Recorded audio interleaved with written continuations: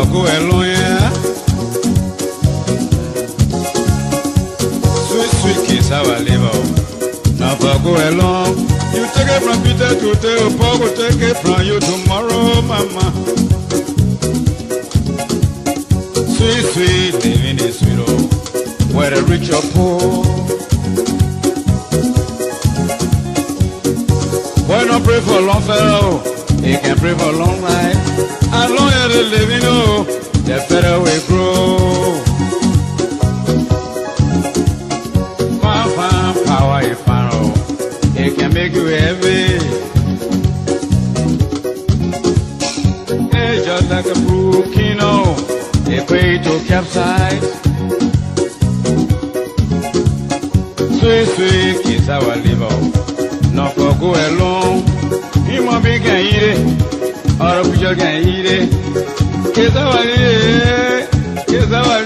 oh, sweet kiss our little.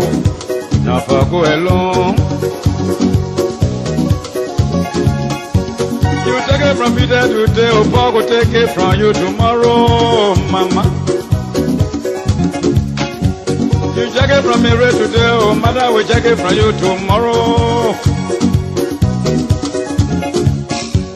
Fine, go by your fine, may your feel.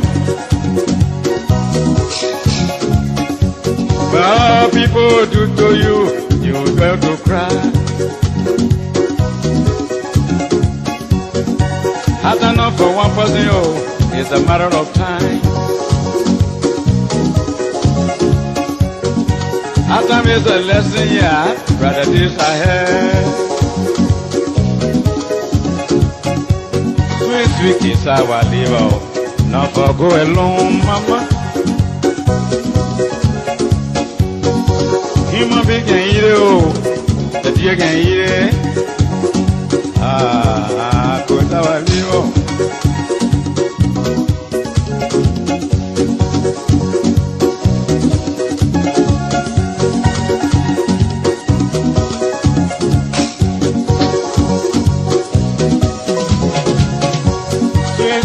Our liver, not for go along. Human beings can eat it, or a creature eat it too. Sweet, living is sweet, oh, whether rich or poor. Why not pray for a long fellow? He can pray for long life. As long as they living, the better we grow. You take it from Mary today, oh, Mary will take it from you tomorrow, mama. Hey. You take it from Peter today, oh, Paul will take it from you tomorrow. Fine, power is fine, oh, it can make you heavy. Looking like a crook, you know, a way to capsize.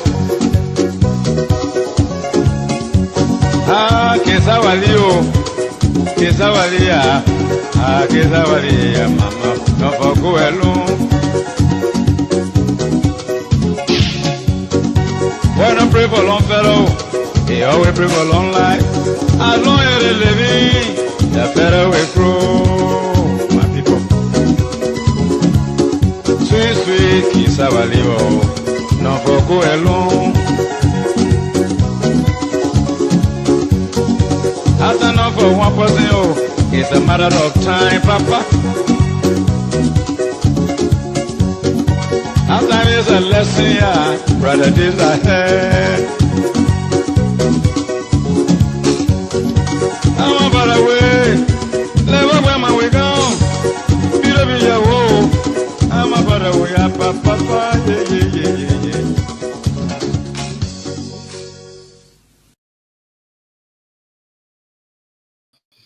And so, folks, we'd like to say good evening to all of you and a warm welcome this evening to BKS TV, live on Facebook and YouTube. And we are also relay on Voice of BKS in Butuo Town. Today, we're going to be relay on a Voice of Seklepie in Seklepie City, Nema County. My name is Junior Payne, your regular host of the show. I'm here with Shadrach G. Tobe. Princess Duma is already here. We are with DK and the rest of the panelists to join us here tonight on the show. We're going to play host to Mr. Musa, Honorable Musa Hassan Bility, the representative of District 7 Nema County, and also the political leader of a Citizen Movement for Change, CMC. He's going to be here tonight to discuss issues surrounding Nema, Liberia at large. It's going to be a fascinating show. It's going to be a good show. Well, like I said, share the show with somebody and let somebody share with another person so that we can have a fantastic discussion here this evening. Again, my name is Junior Payne. As always on the show, we start with what's on your mind. A couple of things happening in Liberia. We learned that one lawmaker from the United States of America arrived today in Liberia. But indeed, the president is not in Liberia. The Minister of Finance is not there. All the other ministers are not in Liberia. So we're going to be discussing that shortly while we are with Mr. Musa Hassan Bility to join us here tonight on the show. But let's get to you, Shadrach. Good evening. Welcome to the show. What's on your mind, Chief? Good evening, Junior, and good evening to printers. Good evening to all of our listening audience out there. Brother, Liberian problem I call it in our local language, say lack of ages. So every day, every hour, every time we hear different stories. But again, today we have intensity of work. As usual, Monday can be so stressful. So has really a tough day. But again, there was some minor demonstration by a commercial bus driver in the city of Monrovia today on the basis of the lesson management or something that is ongoing, even though investigations are being launched by the legislature. So the commercial driver said if that regulation can be canceled, they will not run the city. Some of them, they didn't go to work today. They didn't take a car in the street. And car, this was a tough time, a tough one today in the city. People going to work, going for their businesses. They were stranded in the morning. And the street was a bit clear. Well, this afternoon by 3, actually, I didn't go to town way, so I don't know how the situation was looking like later on. But that's it. One of the teams I captured for today. But we are here and waiting for our honorable men to join us while we all here together and our people out there to listen to us. Thank you so much for the time. Thank you very much, Shadrach. Thank you. A couple of things happening in Liberia, man. Thank you for those updates. Let's hear from you, Printers. Your lawmaker will be joining us here today, my man. But what's on your mind, Chief? Printed never giving problem. We got to put him in the back. Printers, are you there?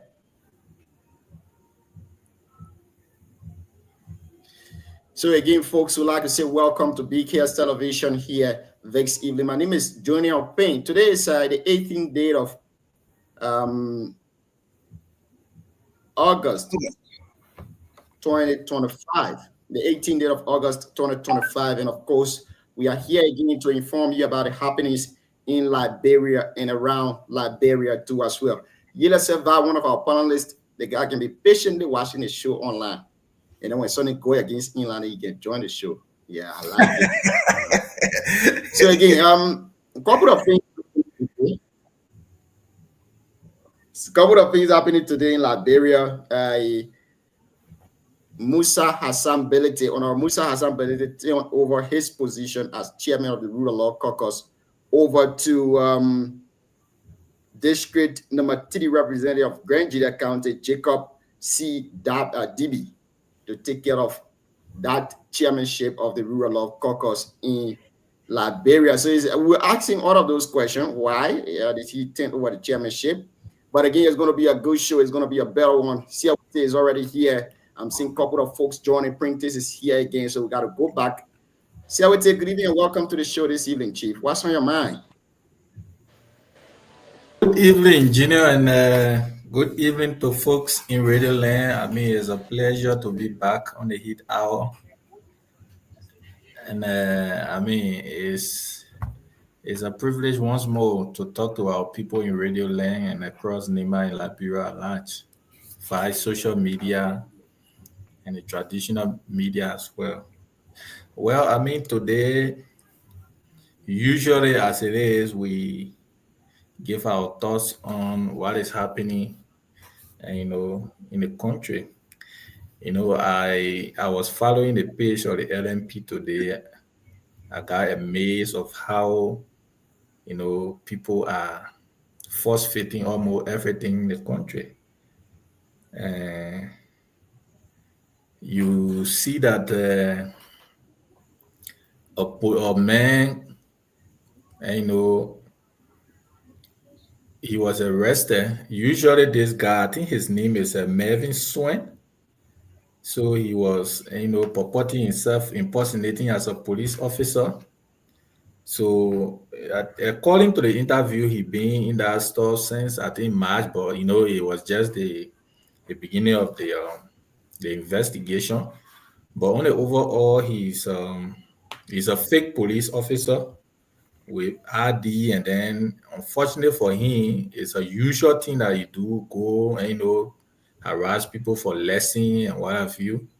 So when the people usually follow him, but I think yeah, he was involved into accident, and then the car web him, and then they took him to the hospital. So when they took him to the hospital, obviously he's a state property, so that's how they contacted the police spokesperson.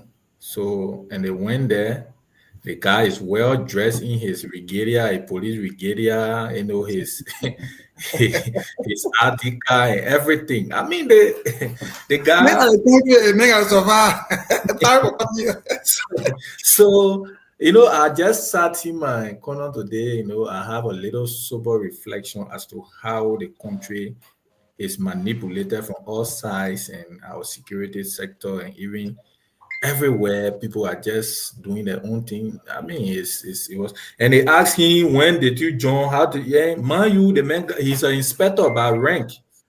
He's an inspector by rank, and I mean, he added number and oh, the guy is in his full regalia. So they asked him, why did you get involved in today? And he's regretting his action, and he said, you're going to speak to a madam after work. Can you imagine a guy saying after work?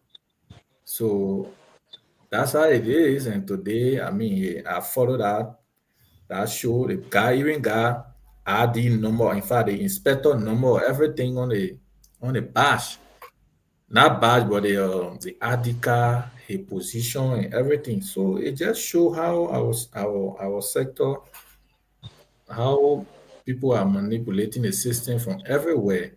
But I mean, those things they don't last forever, as it is. People always trace you, and unluckily for him today, he was hit by a vehicle and they had to take him to the hospital. And that's how that press conference came about. So Amen. I mean, for our guest, we expect on our ability to be here. By the grace of God, we'll have a very good show today.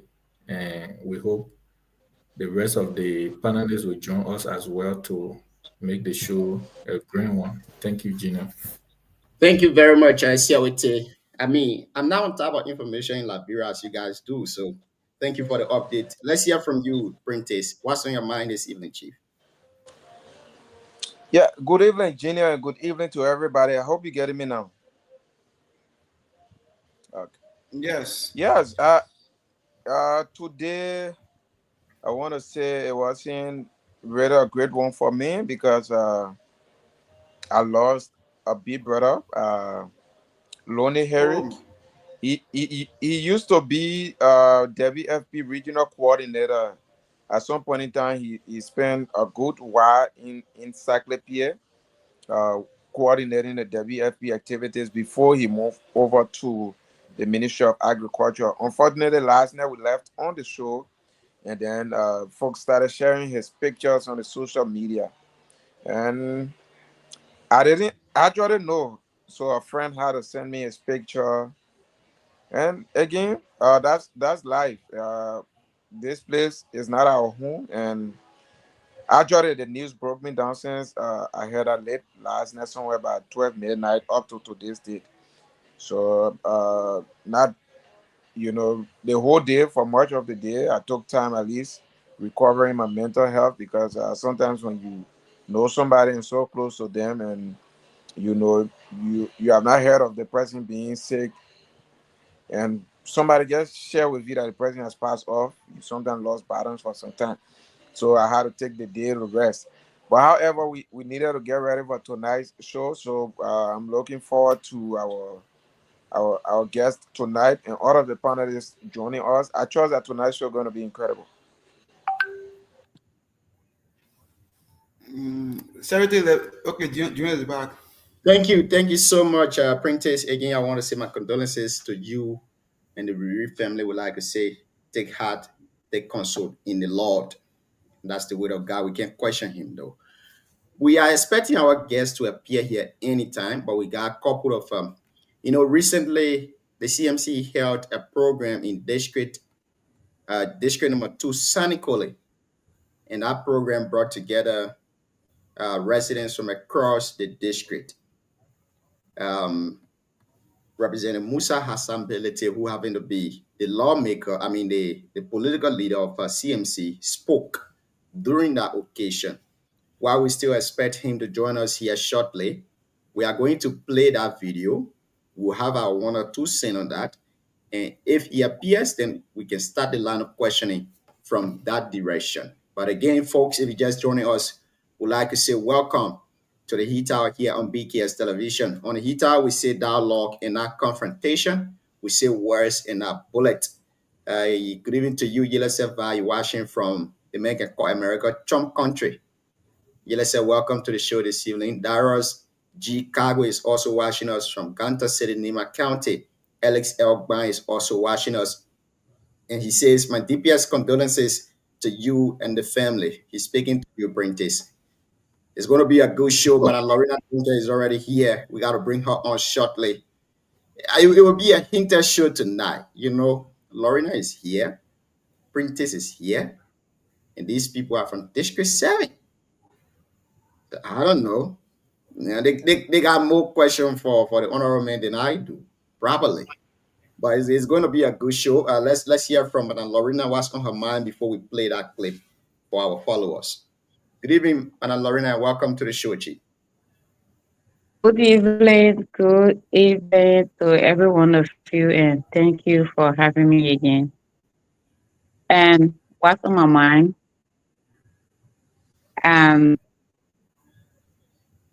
Last night after the show, so like any the last platform or panelists will do, I posted. I made a post quoting Armstrong on the reason why the CMC was established. And Mark went on my page and made a comment, which is acceptable because we are Facebook friends. But then I woke up from bed this morning and saw tons of messages from Mark. Some of it are threats to me and saying all sorts of things to me that I'm a traveler. When I want to contest in the sharing, the Manunupo will do this, they will do that. And the last one he said was that, yeah, Cisco. yeah. Let's take different trend for now because we got the guests coming today. So yeah, we will do that. We'll do that. Who's the guest? The guest is Representative Benedict, right? Yeah. So let not dilute the conversation ahead of time, please. Yeah. So for me, TRT is concerning. That is like somebody going on OKFM and our panelists made a post of what was discussed, and then you go into the person's inbox. So I'm saying this is concerning to me because we shouldn't see this platform to be like the usual Nima County thing that people think coming people inbox and be so personal. People, it shouldn't be like it is not Nima or a general chat room. It's not NUP chat room. That's why I just try to say, because I even call Arvin, I say, if we are opening another NUP chat room, just say, and some of us will leave. Because What was that for? I cannot wake up from bed 7 o'clock and see all the messages in my phone. And it was very considerate, like let's start making a post on a page. There won't guest or won't guest panelists come there to go in inbox to make threat to him. So that's why I brought it up. Thank you. I mean, if somebody make threat to you in Liberia for the politics, threat is something that nobody should take lightly. So I mean, and I know honorability is coming on. Yeah, since Lorena, you need to drop the line, rejoin us again. It's going to be a good show. She was expressing some disappointment that she had in Mark. I mean, Mark is your brother. You guys can settle that thing out of the show. Yeah, I mean, Mark is your brother, you know. Outside of the show, you guys can settle that. But like we said previously, Honorable Musa Hassan Belite spoke to the group that came during his program in Sanikole, and he presented some key officials and some of those who have joined the party too. He presented them to the party that day, and he also made some remark regarding District Number 7, Nima County. So we're going to play that here while we await honorability to join us. After we've played the recording, you can have a 1 or 2 cents, and it will give each person 2 or 3 minutes to have a discourse while we still await honorability to join us. Again, folks, if you're just joining, you're listening to the Heat Hour here on BKS Television. On the Heat Hour, we say dialogue and not confrontation. Sometimes it gets heated, you know. We dialogue, but we don't confront each other. We say words and not bullet. Luogon Glikia, welcome to the show this evening. Odisa Kanu, welcome to the show. Emerson Ellis Elgman, watching from Sanikolu, like I say, welcome to the show too as well. Now let's play Musa. To join this party, Honorable Harrison Luo, my own big brother, he advised me, he worked with me, he guided me throughout the election, and it is through his guidance I'm happy today to be a representative of Nimba County. And of course, my own son, Goba Slekbo. This is my son. I want to tell Goba thank you. Most of the gains we are making in Nimba County today, the unification you see, is through his backdoor hard work to try to bring CMC to the people of Nimba County. Goba, I want to tell you thank you. Today we are not here to make politics. We are not here to use negative words on anybody. We are here to introduce to you the citizen movement for change. This party is designed to change Nimba County. It's designed to deliver quality leadership to Nimba County. The party is designed to bring accountability to Nimba County. And through those who have joined, the party will bring development. I've heard from the people of the townships of Machelede. You know, as the coordinator for 3 counties, she's not just coordinator for 1 county. So she's responsible for the women of Lofa, the women of Bon County, and the women of Nimba County.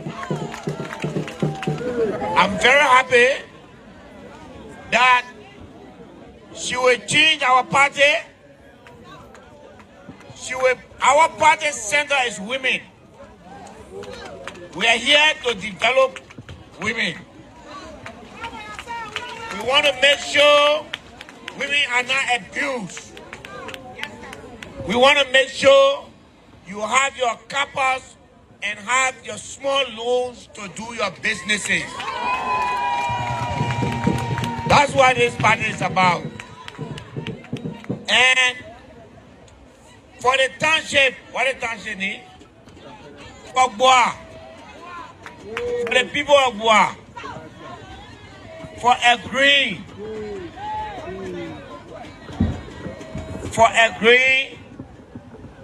for your daughter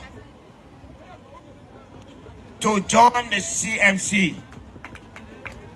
I want to inform you that your bar road business finished.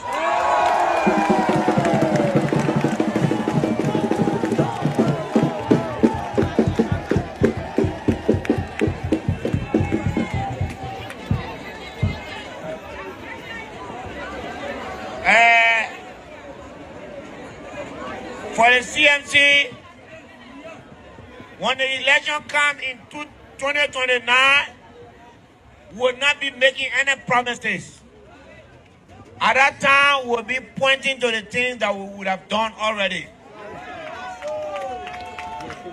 Our party is about talking and doing. Nimba, this time around, you will make a very clear choice. You have tested everybody, including myself. And so you know the difference between good and bad. And you will make that choice. It's not for me to tell you. And it's not a time for me to tell you. And we are here to celebrate. Yeah. And we make our commitment to you, yeah, that we want to make life easier for you. We want to make you to move around. So I'm pleased to inform you through the leadership of the party that will present you a brand new pickup which will allow you to travel across the 3 counties. And I'm pleased to present this car. The brand new car is parked here. Yeah, it's parked over there. And Madam Chair Lady, the National Chair, I'm pleased to present to you this vehicle that will be used for our 3 county coordinator as you move around Lofa, Bon, and Nimba County. Thank you. So, I'm using this time to officially present her official letter of appointment to the party. And this is your mandate, yeah, to go and make sure the women of Lofa, Bon, and see as the way out for Liberia. Thank you. I also want to use this time to call on Honorable Gowa Slepo. Gowa is my political advisor. 2 o'clock in the morning, Gowa can call me. When you're sleeping, everything that you're not doing the day, Gowa can call me for all to discuss it. I'm an hour here.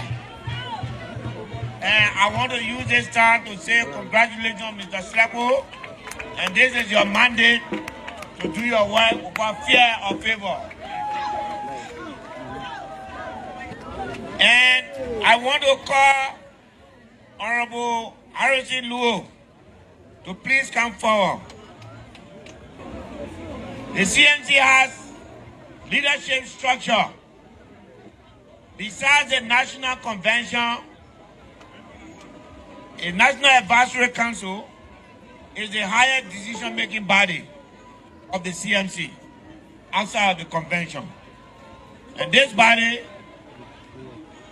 Honorable Luo, has been appointed to this body and to also serve as coordinator of this body. This means Nimba County will be in the heart of every decision the CMC make in the Republic of Liberia. And of course, a very, very important one, I want to call on Representative Larry Yonkoi. Honorable Yonkoi, as representative of this country, he was at the center of our national censor issue.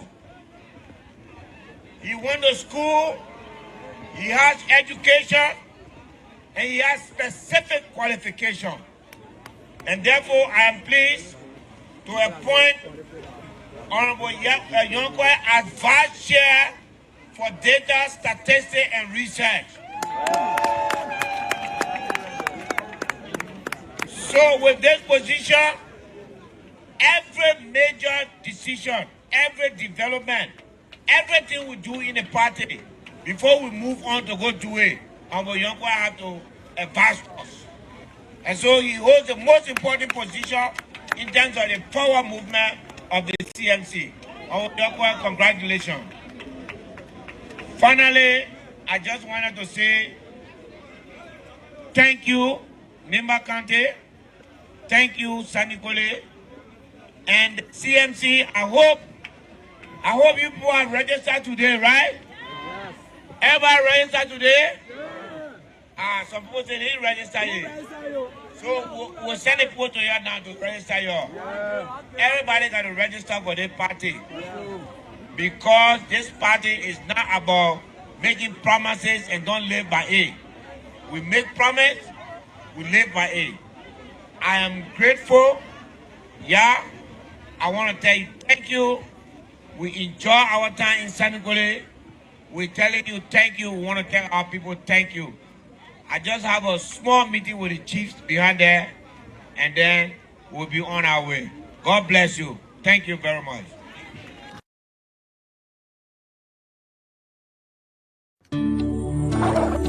CMC for the people. Folks, that was the voice of Honorable Musa Hassan Belite. You listen to him. This is the first speech he made. He listed all of the recent appointees. He called them out, gave them their letters. Some of them he gave them cars and stuff. We want to start with you, Shadrach. We still are waiting on our ability to join us. I just called Armstrong and he said he's going to pick the honorable man up. So once you do that, we will bring the honorable man here. But you listen to honorability with all of the hierarchies that he named in the party from Nimba County. What good do you think these appointments will bring to CMC?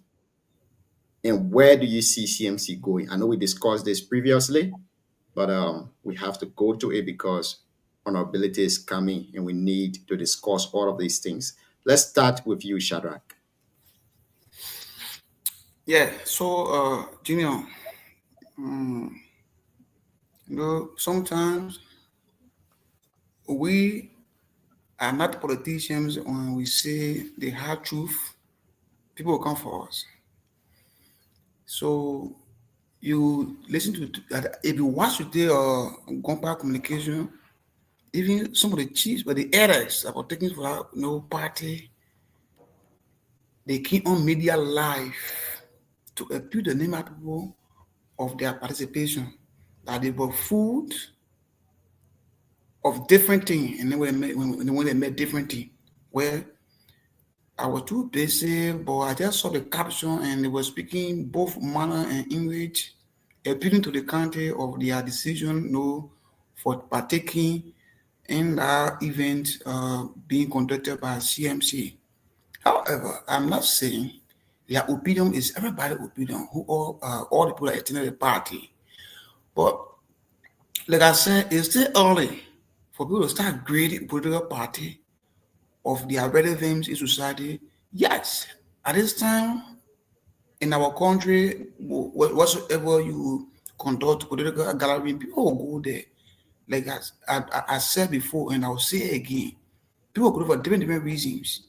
T-shirts, money, people they don't simply want to see. People go to go watch and see the activity, music playing, a lot of things play, kind to play. But those being appointed in the political party, there are some very good citizens of Nema, educated, like one like Honorable Larry Youngwell, very educated woman. One of the elders of my church.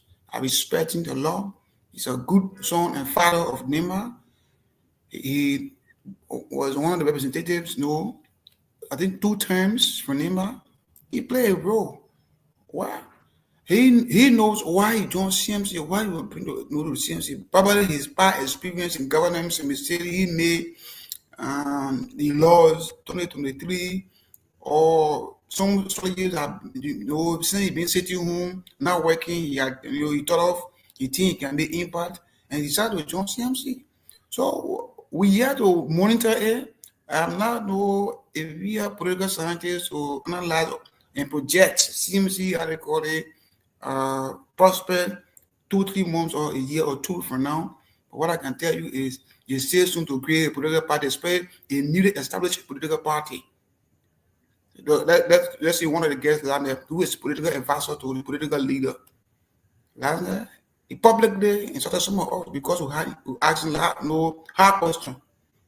But to professionally answer the question, he went extra mile by saying plenty things, attacking some of our religion, XYZ. But again, we will give everything to the politicians and see what they will do, what will be the impact in Liberia. Not only Liberia, as well. We're not only Liberia, personally in the country. Liberia is one of the countries, 15 countries of Liberia. So I can say that now. Thank you so much, Shadrach.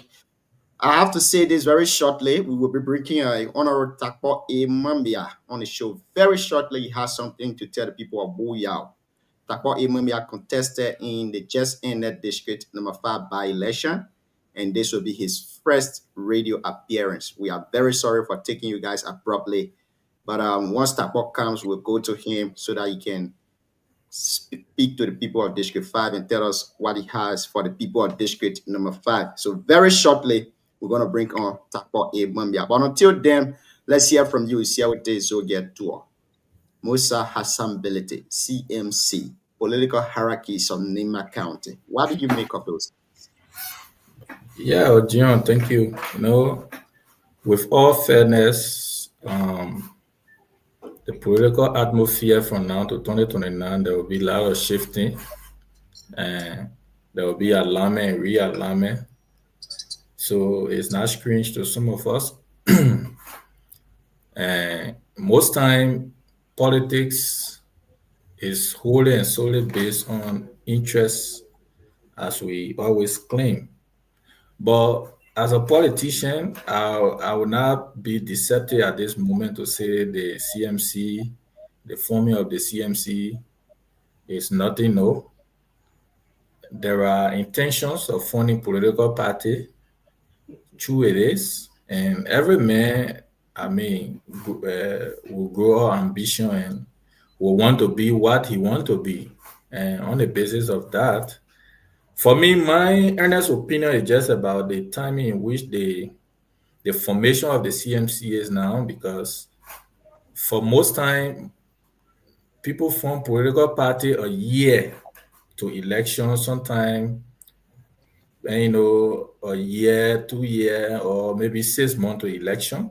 But in all fairness, honorability is one person who, regardless of the political difference and what I feel, he exhibited some level of bravery and formed the CMC 4 years plus to election. I think he's determined to do something that should not be also put on the carpet. I must be honest about that. Most time we politicians, we always twatting the other way to see it, as a cat. Yes, it is. But sometimes the reality set in, because forming a political party 4 years, sustaining that party, and mind you, those appointments are also going on. there are dividends coming along because there are all permanent environment. But we hope to see in the next few years, like Sajwa said, what come out. But as of now, we hope to see how the CMC play out because there are a lot of conversation. That's why I don't really want to say anything too much about the CMC because the political leader is hopefully coming, so we might give him all of the hard questions and the conversation surrounding the CMC. But as a son of Nima, for me personally, I congratulate him because the essence of democracy and multi-party system, the great Backo Matthew and the rest of the progressive who fought for those freedom, I think we are all benefiting it now, like the freedom of speech and whatsoever. So I mean, it's good. It also brings competition to the political discourse. So I must admit that. But the Unity Party and other political parties, I think they are the limelight for now until other people can showcase their strength. Thank you. Thank you very much. And I would like to say welcome to the show this evening, Honorable Takpo A. Mambia. For those of you following, I don't know Takpo A. Mambia. Takpo is one of the representative candidates who contested in the just ended District Number 5 by-election in Buyao, Nima County. Takpo is here tonight to speak to the people of Buyao, to speak to the people of Liberia, and to speak to the people of Nima County. Good evening and welcome to the Heat Hour this evening, Honorable Takpo. You seem to be muted. Are you there, Chief? T, check your mark. Takpo, are you there? Thank you very much, Junior. Thanks for having me on the show. Mm-hmm. I'm here. Can you hear me? Yes, sir. We are hearing you now. My mic is internet. Yeah. Hello. I don't know what is going on. But again, let's welcome to the show, Big Brother Bobby Wanty. Bobby is joining us this morning from his end in Australia. Bobby, good morning from your end and good evening from my end, and welcome to the show. Good evening, Honorable Takpo. Thank you very much. Can you hear me? Yes, sir. We are hearing you now. Okay. I was saying thank you for having me on the show this evening, and good evening and good day to every one of you, depending on where you are. Welcome to the show this evening. Let's hear from you. I think this is your first radio appearance since the election. How was it? That's very correct. It was okay. The elections was good. I think the process was very engaging. This is my first experience on the campaign trail, even though it was short. I think we had the time to sufficiently make our case to the people of Buyao. The people voted the way they voted. They spoke very loudly, and we respect the decision of the people. I think the process was good. I really had fun on the campaign trail. I had fun doing what I was doing. You are one of the newbies in this electoral process, or you were one of the newbies in the electoral process. What were the difficulties that you faced with the people at District 5 when you went to campaign to them? Frankly, the district is a challenging place to navigate, so to speak, in terms of roads, connectivity, and communication. I think communication is a huge issue.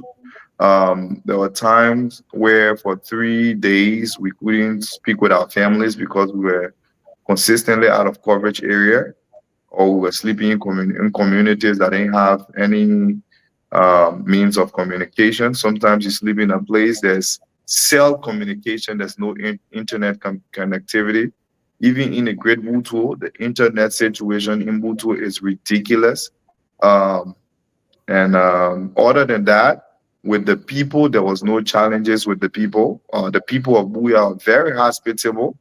In every town you go to, they're willing to welcome you. Some of us who don't like the flamboyancy, when we were not big on the people coming out of the town to welcome you, but the people were always welcoming. There was no place we went, even in opposition territory. I was one candidate who slept in all of the towns where my opponents were from.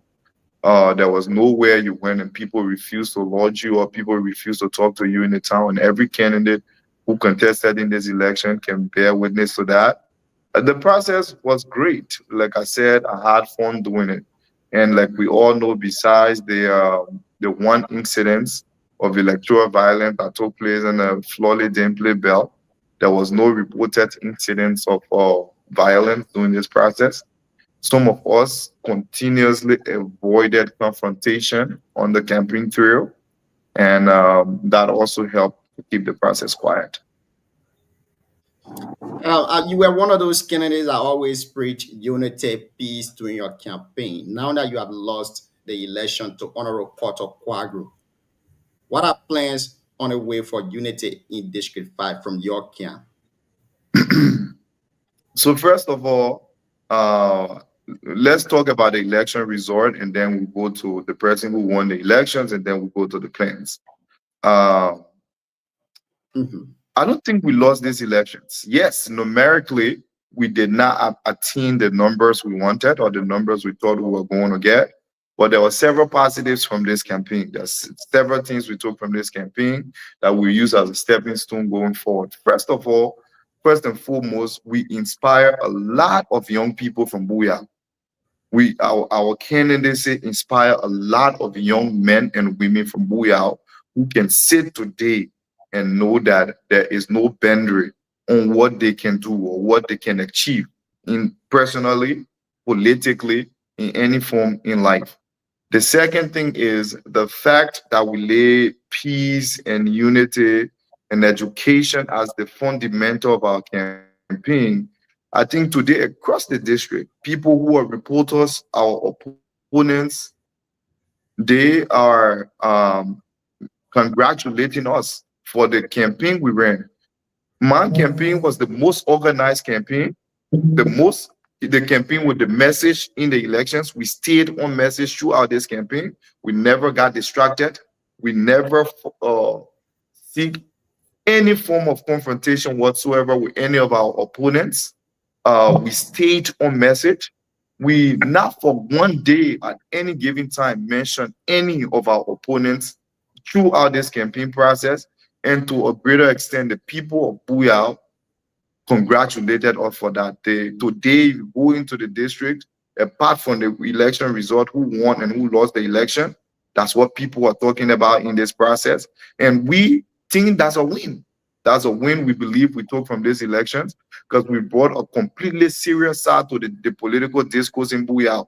In Booyah, politics has always been a one of, if you're not tough, you can't navigate the terrain. If you're not tough, I think with the campaign that we ran, people have seen a different side of politics in Booyah. They're seeing that, yes, you can run a peaceful campaign, you can still get your message across. And I always make this point to people, it's not that we're not capable of defending, we are more than capable of defending ourselves, our family, and our staff, our campaign members, and our supporters. But we choose peace over everything else. And across the district today, people are talking about it. We think that's a win from the campaign. And we think with the level of familiarity and the level of awareness we have created in Booyah, that's also a win that we can take away from. And then, yes, come the numbers. The numbers was a little bit disappointing. Our calculations fell very flat. We had a different calculation. We have a different method of calculation. The people of Booyah definitely have a different method of calculation. And like I said, on the very next day of the campaign, congratulations to Honorable Porter Quadro, representative-elect of Booyah District. We will work together to build our district. I'm still a young man, like most of the people who contested these elections. We will work together to build our district because we don't do it, nobody's going to do it for us. We are keeping a positive mind going into this process. The voters have spoken, and we respect that very highly. And something that was also remarkable from this election for our team was the fact that people on every side, people on the Kotokwagru side, people on the Boris Badia side, people on the Augustus Menkwa side, they respect it. And up to now, they're still reaching out with respect for the level of leadership we played in this campaign, avoiding confrontations. Like, we had a schedule with NEC. You're supposed to be in this place. You're not in this place in this time. You can't be in this place at this time. We avoided places that we were supposed to be, that our opponents were. We gave our opponents chance to come out of places before we went there. People respected us. Those who went to the debate, the Nakura debate, they saw that. They saw that the level of maturity we exhibited in the campaign, and for us, there's a lot of wins we can take from this campaign. Thank you. I want you to speak to my question previously as to what are plans for the people of District 5 for unity after the election. We had a clear plan for unity. We had a clear plan for unity and education throughout this process. We are going to stick to our plan. We're not going to deviate. We're not going to deviate for a second, because in Q we will say focus where você ka une non ba você boy ka ka bo me ka focus where to members o DSS eto focus, and we will continue to play the leadership role in this district as long as we're involved with politics, win or lose in the numerical form. We will continue to foster unity through our people. Our message will continue to be unity. How we can do to bring everybody together. One of my campaign songs incorporated every single candidate or will-be candidate that was in this race. The people know about that. That's how we intend to foster to foster unity. We'll continue to make sure that the candidates stay together. The way we are friendly, when we are not in a political limelight, we call each other, we talk to them. We should be able to bring that same discourse to our supporters. The people who support us should not be hurting themselves when we ourselves cannot hurt ourselves in the background. We should let our supporters know that we are friendly when we are not on the political stage. And so there's no reason for them to be fighting each other. After all, they are the same people who will be living in the same community.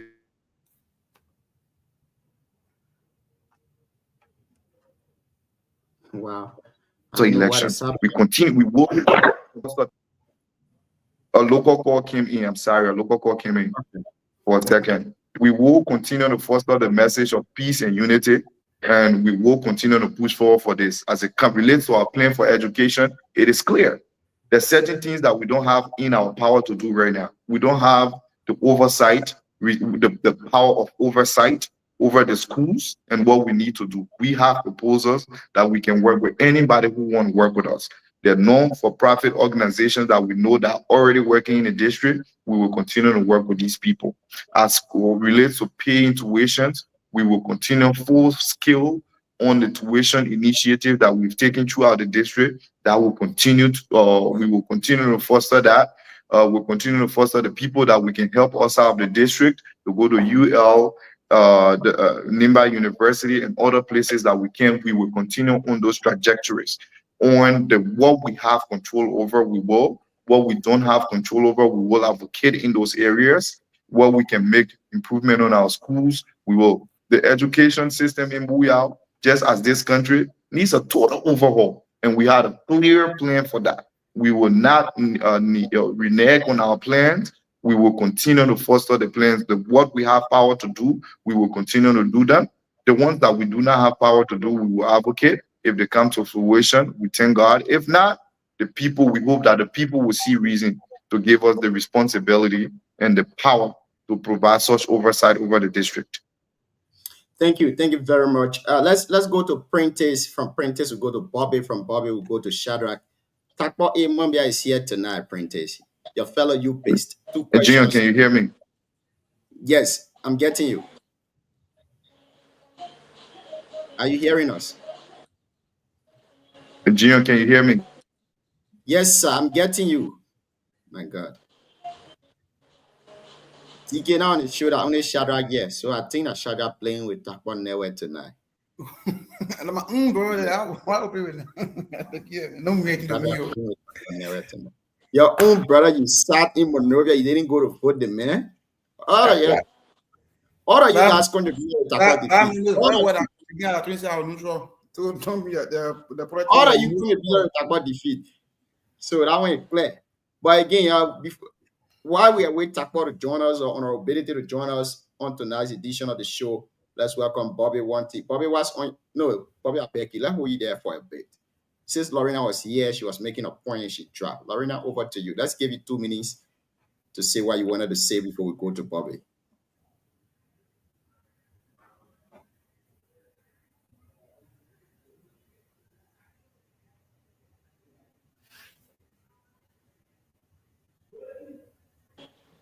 She's muted. So, yeah, are you asking in regards to the video you played earlier from Senecode? Yes, Okay. yes.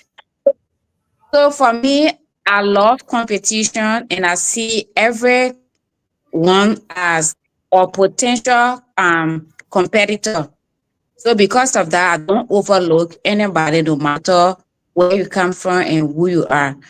And so Honorable Musa Bedete or son of Lorena, Nima. I beg you. Sorry for cutting you off. We need to be fast with Takpo so we can leave him to continue our show. Print this over to you. Your 2 questions to Honorable Takpo, if any. If you don't have, we'll go over to Bobby. I beg you. Good evening, Honorable Mambia.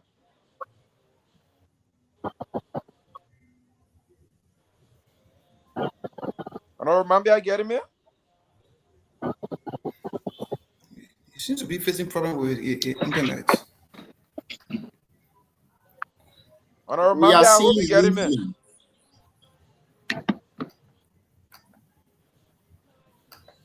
Let's just So besides Honorable Mambia, everybody getting me? Printers, how are you doing? Yes, Okay. I'm getting you. Yeah, so first day for me, I would not have any questions. I can hear you, want to say Printers. thank you for the okay. Thanks for the courage. I know before the election, I even stated on the show here before that we've been in touch, and I remember us going to B-Play to spend a night immediately after Senator Koga was elected. But again, coming from the Unity Party background, things didn't go as we actually thought it would have gone. And the party being in marriage with Unity Party had to support the representative elect. However, I want to say thank you for the courage. The honorable man travel. So, I mean, maybe we could have I don't know what is happening to his internet. Maybe we could postpone the time because we do not have time in our interest. Honorable Takpo, welcome back. Are you getting us? Thank you, Printers. I was hearing you loud and clear. I don't know if you guys are not hearing me, So but I just can want hear to you guys commend pretty you well. for the courage and also making a very bold decision to inspire other young people that follow you. And thanks to you and the team for remaining saver throughout. Like you said, we were also concerned, and through this platform, we're able to provide civic education, civic and voter education to our people, because Buyao is one of the rare zones for election violence.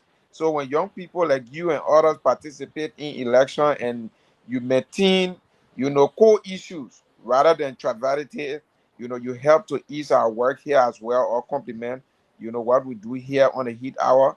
And again, I want to say thank you and thanks for the courage. Thank you. It's over to you, Gina.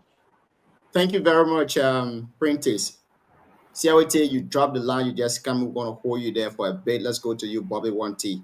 Takpo is here. 2 questions to him before we go to Shadrach and Lorena.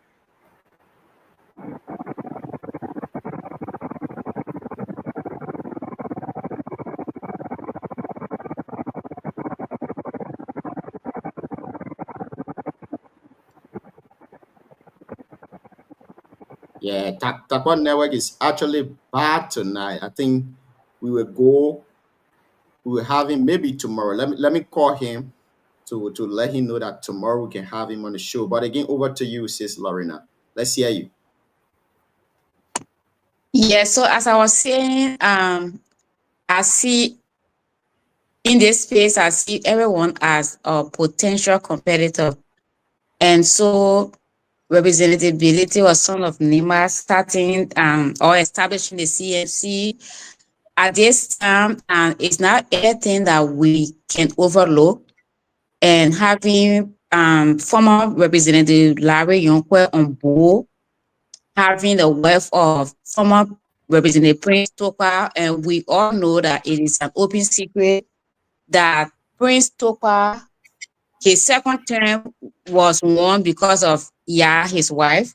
So we don't take these things lightly, but we also know that the variables are not always constant in politics. So we have 4 long years to go, and the variables will change. When some of the things that make people so happy and excited in the yellow shirt stop coming, we know changes will start taking place. So all we can say is that we urge the Unity Party-led government to govern well, to strengthen the system, to make sure those things that we promised that we're going to do, make sure they are done and done to the letter.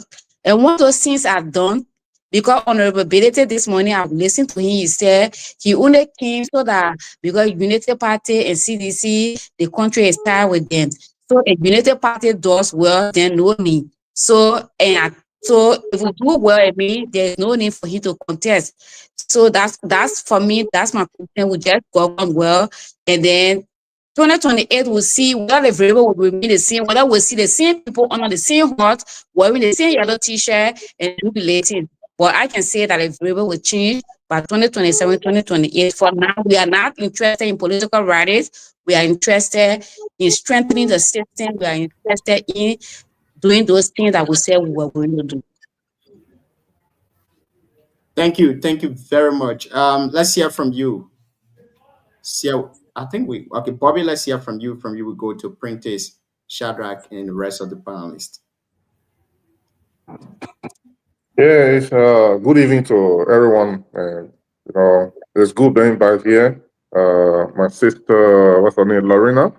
Lorena, how are you doing? I'm good, thank you. Thank you. Yeah, Tapo just left, so there is no way that we can question Tapo or congratulate him, because it took a man to get into the race and then lost whatever it is. But I believe none of them lost this election. Booyah won the election. Nima County, when we have a representative, we all have to play along. And I was just wanted to encourage Tapo to not to give up.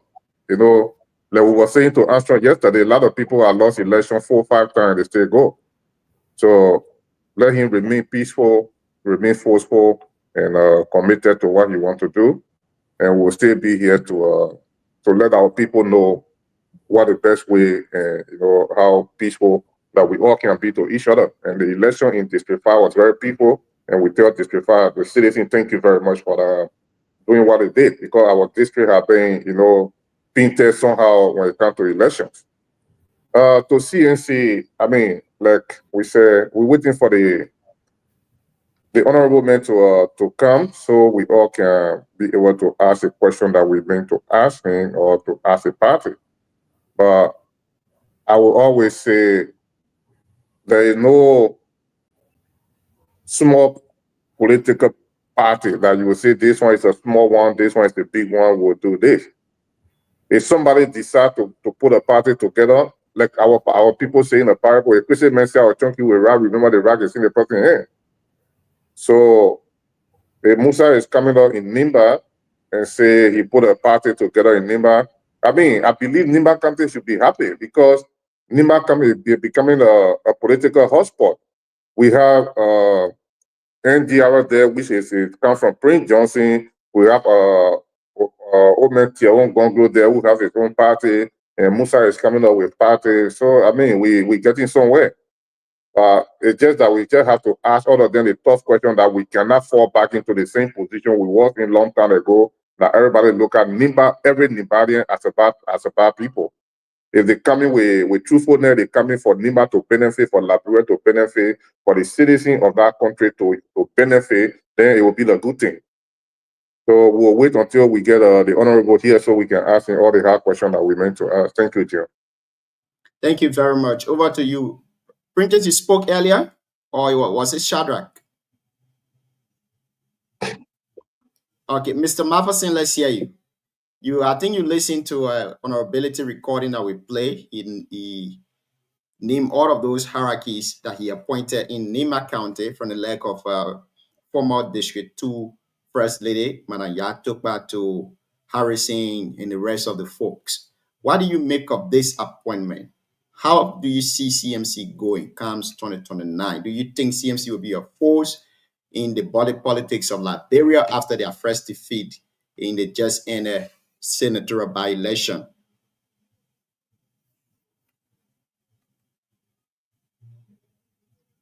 Mr. Matheson, are you there? Please unmute your mic, Chief. Yeah. Let's hear you. What do you make of honorability recent appointment? He appointed all of those guys from Nima County. What do you make of those appointments? And he also said that he will not be contesting in District 7 comes 2029. To you personally, what that means to you as a former aspirant or candidate of the district? Well, it's still soon to say something towards that direction. I think as all of us can recall, in 2023, honorability said if Cummings lost the election, he was going to resign even if he's win. And that, he was very serious about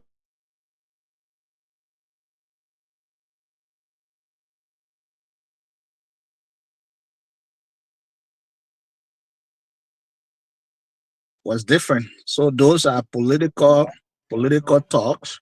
So it's not something that somebody should hold anybody by.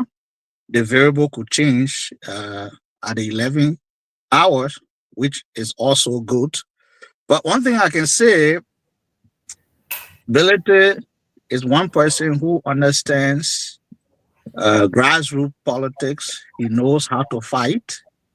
I can give it to him because we worked together during the time he was in the Unity Party, especially at the time when he chaired the campaign of the Unity Party.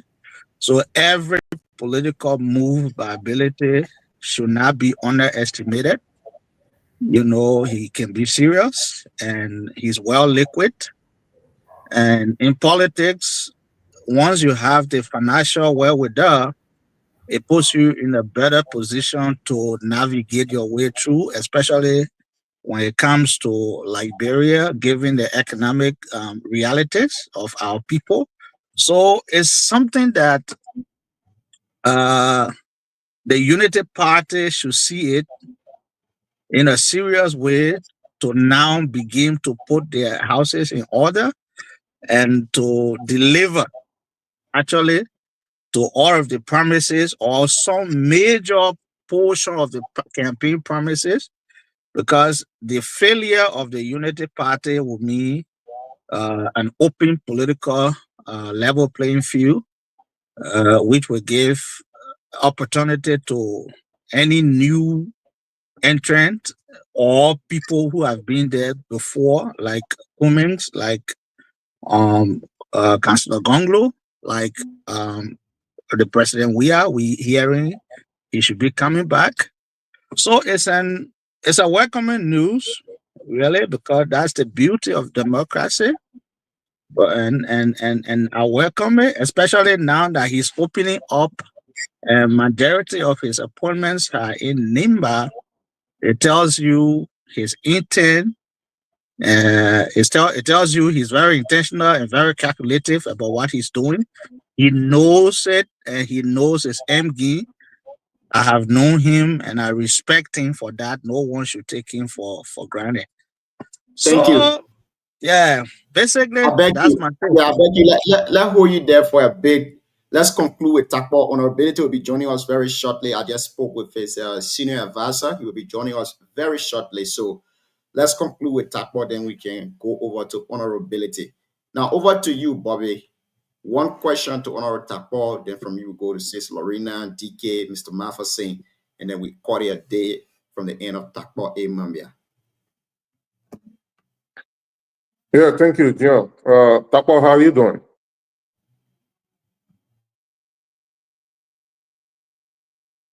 Please unmute your mic, Chief. Your mic is muted. Is he there? Please unmute your mic. Wow. Yeah. Honorable Tapo, please unmute your mic and speak to us very shortly. I beg you, Chief.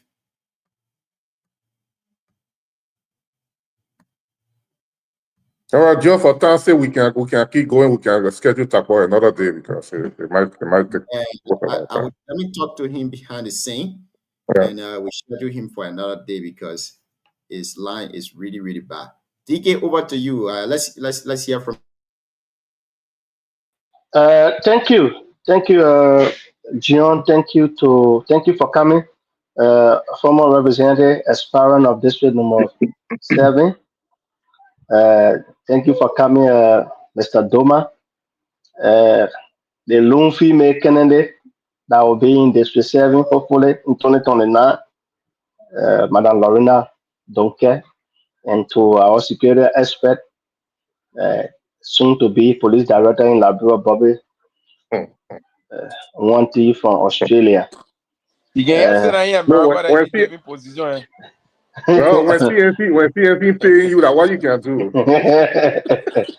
you know the way our own people not learn our business.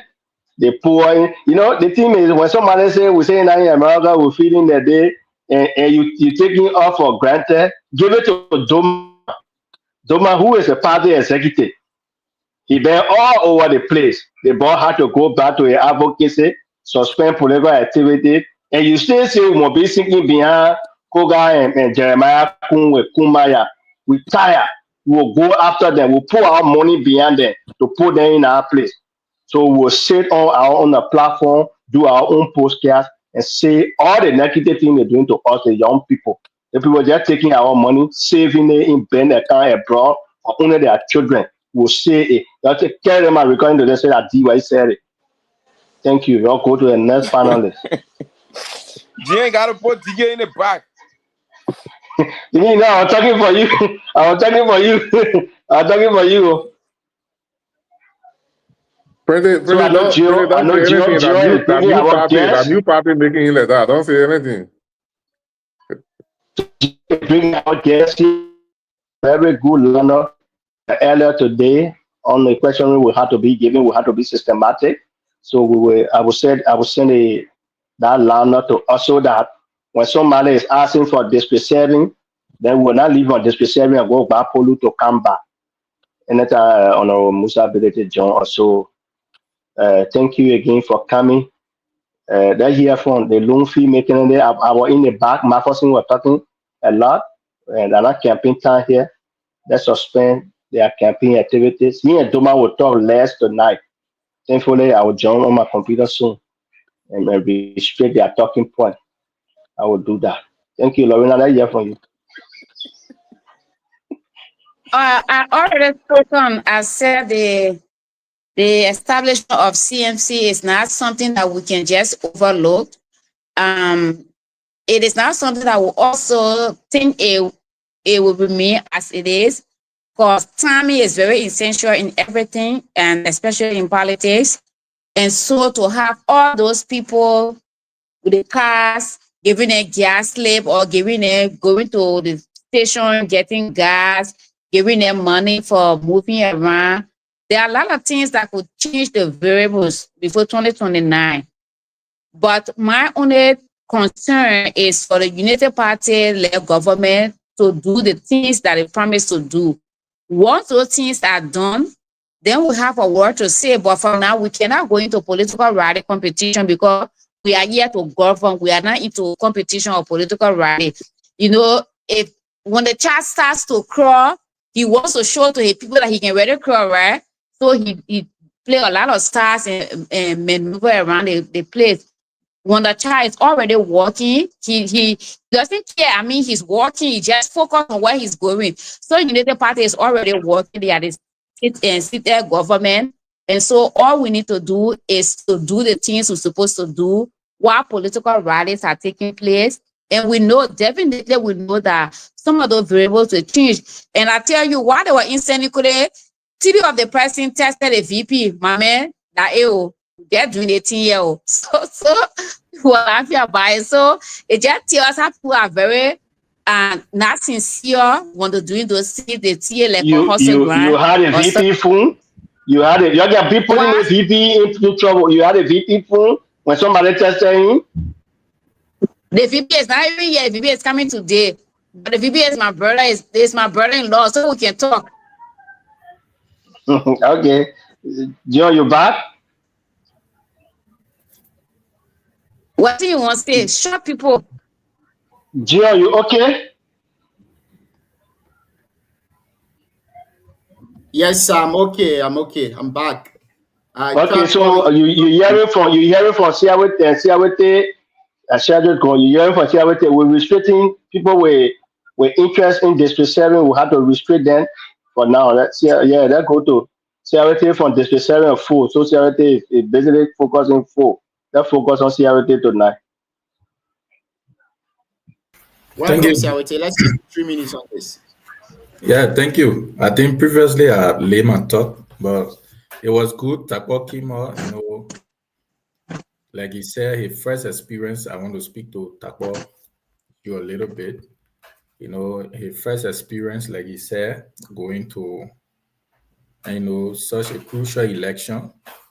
And as a matter of fact, he was able to showcase, and he admitted that the electors or the community they were very hospitable in terms of accommodation and receiving them during campaign. And I mean, like he said, besides the violence that occurred between the non-representative elect and Mr. Barrier, that was I think so far the major misunderstanding that occurred during the election.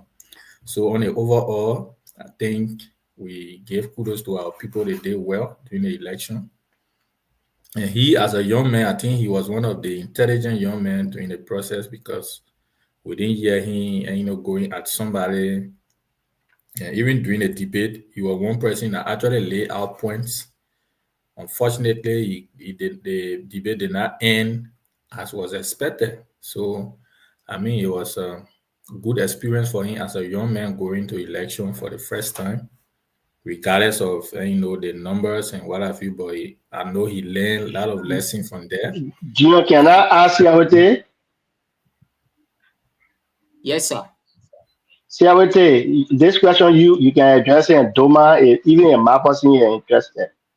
Are you guys disappointed? You guys from Unity Party, are you guys disappointed that Takpo, who have made all the sacrifice from Unity Party, were not given any support for any of you in Unity Party, including the Unity Party hierarchy, including Braka with a 53-man dedication to defend?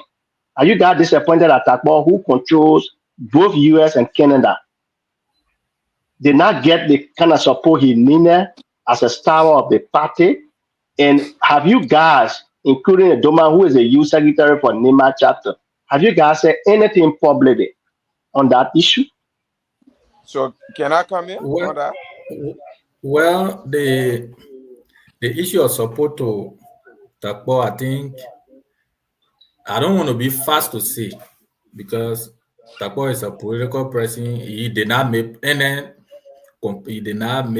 accusation on the media, neither did he complain to anyone. I think, as you may be aware, the Unity Party and the MDR, they are in a very good collaboration.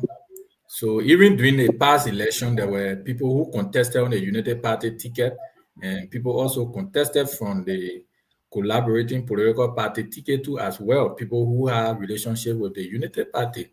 So for me, in my mind, that's why I'm saying I don't want to speak to that, because on the overall the candidate, I think in my mind, if he said that to you, probably you can give us the information. But as far as I'm concerned, Takpo is in a very comfortable position, like he said.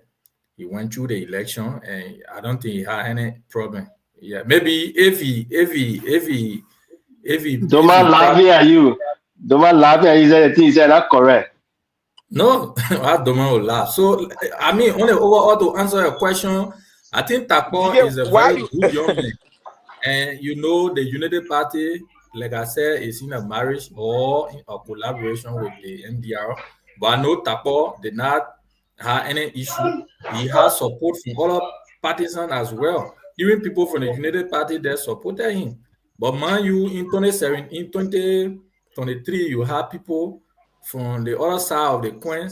I mean, like the Mandela Cooper, the rest of even the MDR, other people. They contested on other political party ticket that are in relationship with the Unity Party. Similar thing happened probably in this going election. So to me, I see no issue about that. And he are not complaining to anyone that I've seen. So why will I be blowing trumpet for someone who are not blow the trumpet? So that's the point. Do you have record of the Unity Party supporting him?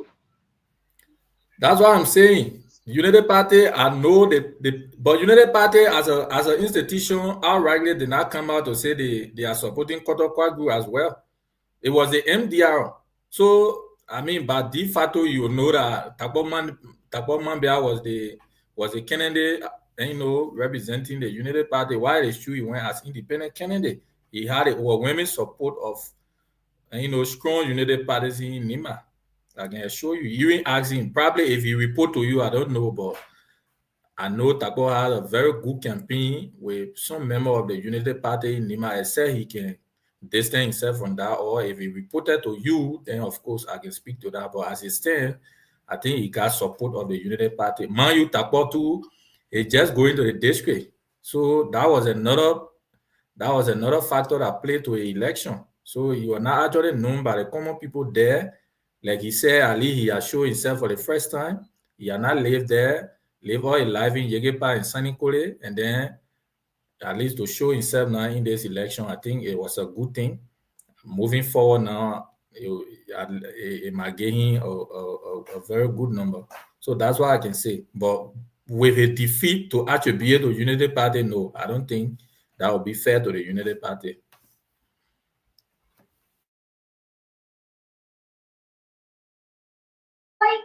Doma, Secretary General, Unity Party, you lead.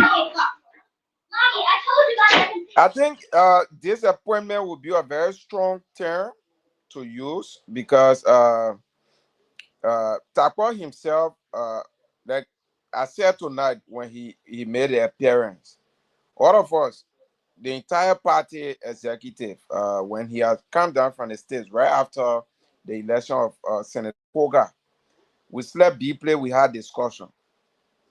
So it was clear that either of the party, and that's how it is now in Nimba, wherever the Unity Party fees a candidate, the MDR certainly gave support. Since the end of the 2023 elections, the last two senatorial elections, that was a similar thing we did. And the conversation was in the pipeline. So I know Takpo himself went, understanding that in case the MDR fees a candidate, it certainly means he will have to find an option and not go as a Unity Party candidate. Thank you very much, Printers. I'll hold you there. Yeah. We have Honorable Musa Hassan Belete in the back already. The reason why we are here tonight, gentlemen, we got to be saver, we got to be professional. Honorable Musa Hassan Belete is the representative of District 7, Nima County. He's also the political leader of the Citizen for Change movement, Citizen Movement for Change, CMC.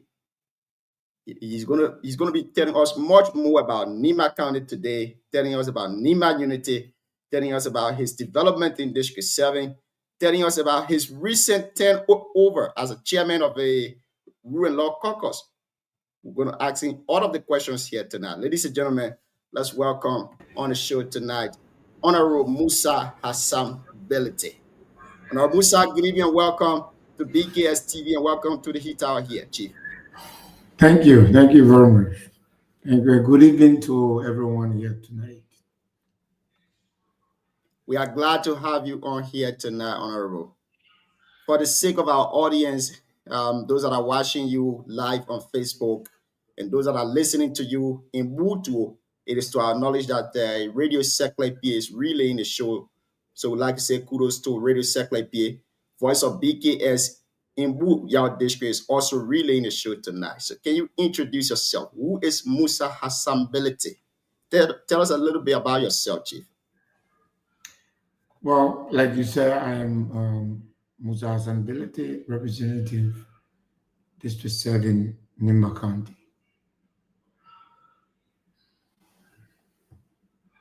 Is that all, Chief? We want to know more about you, or I beg you.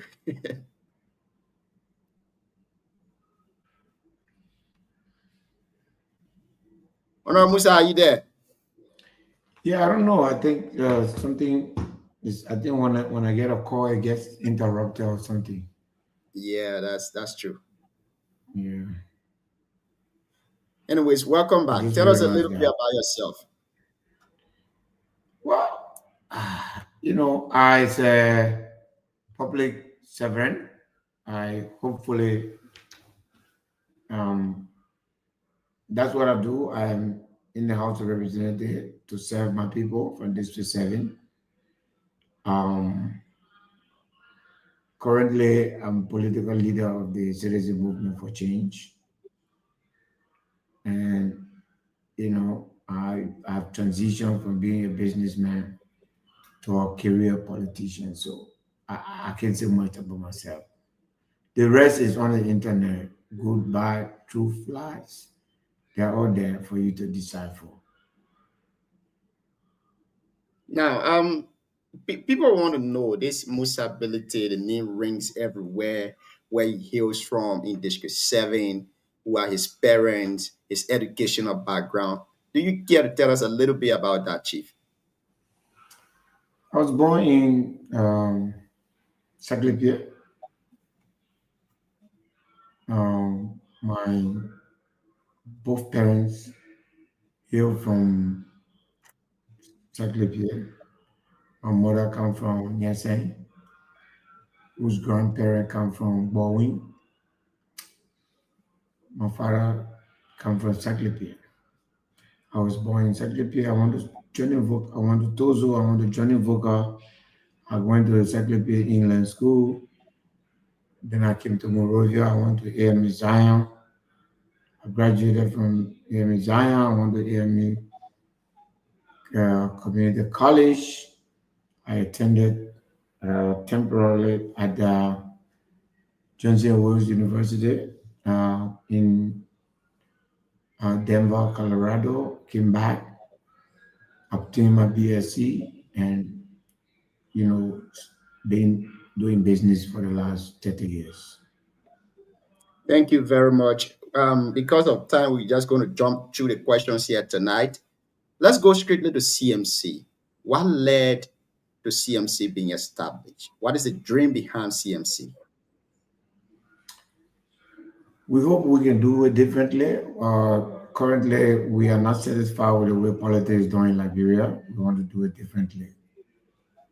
Generally, politicians are everywhere making promises to the people.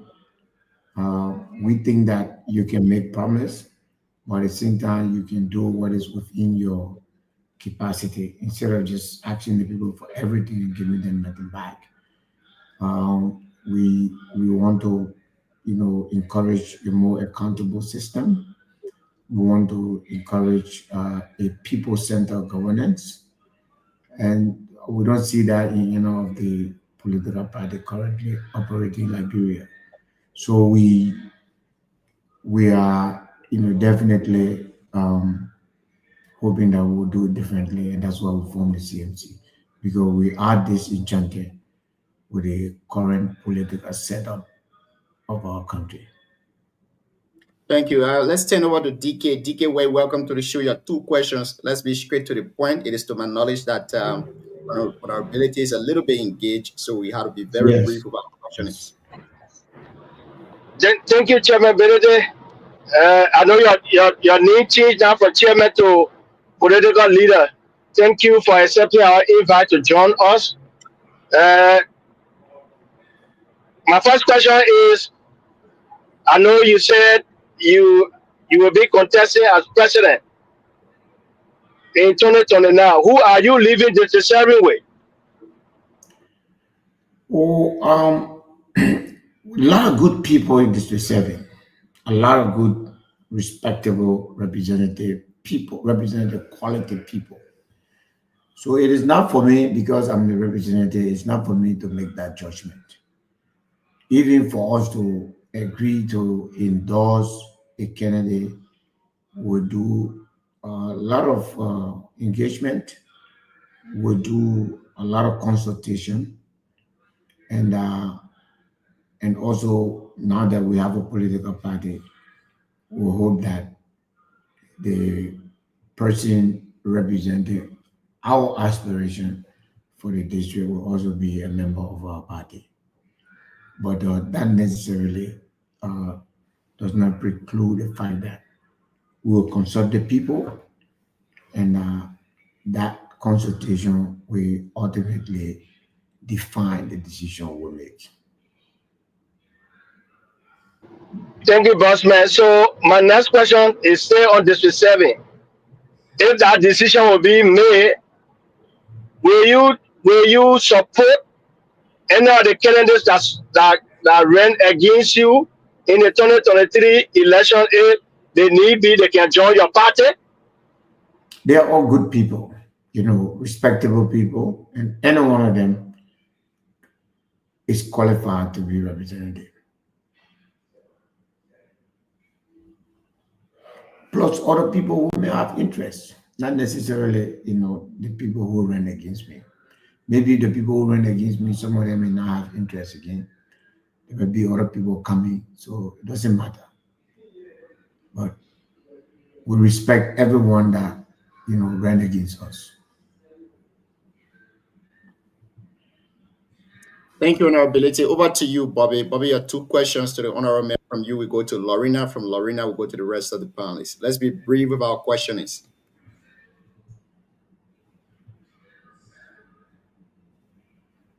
Bobby, you are muted. Please unmute yourself, Chief. Yeah, good evening to you, Honorability, and good morning from my side. Thank you. Good evening, sir. Yeah, congratulations to all your job, the party, you getting to power in 2023 as representative, and coming up, standing up in the Capitol building, you from NIMBA. So whatever you do, it has reflection, it reflects on NIMBA as well. If you do good, it's about NIMBA. If something goes wrong, it's about NIMBA. So for now, I would say congratulations and thank you very much for everything. My question, Honorability, is about the CNC. You said you will be on the ballot in 2029 by the grace of God. My question is, why is one of those parties or the political leader from one of those parties ask you to be the vice running mate to them? Will you? No, I have no intention to be anybody's vice president. Absolutely not.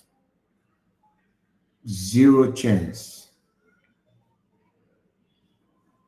Never. All right. I will ask this question based on you say, I say. Honorability, is this CNC is a little baby, a child, or CDC? What are the evidence? I don't know. That's what I say based on this. Because we are from NIMBA, and you are our brother from NIMBA. You put in other party. If we will join this party, or we will come to this party, or we will support this party, we want to know where this party is going, where it's coming from. So if we hear those in the corridor, we have to get it from you yourself. Let's look at the makeup of the party currently and the people from NIMBA. We have 6 prominent NIMBAians that have joined this party in the last few months. 3 of them are from the CDC. 3 of them are from other parties. Larry Yonkwe, Harrington Luo, and Madam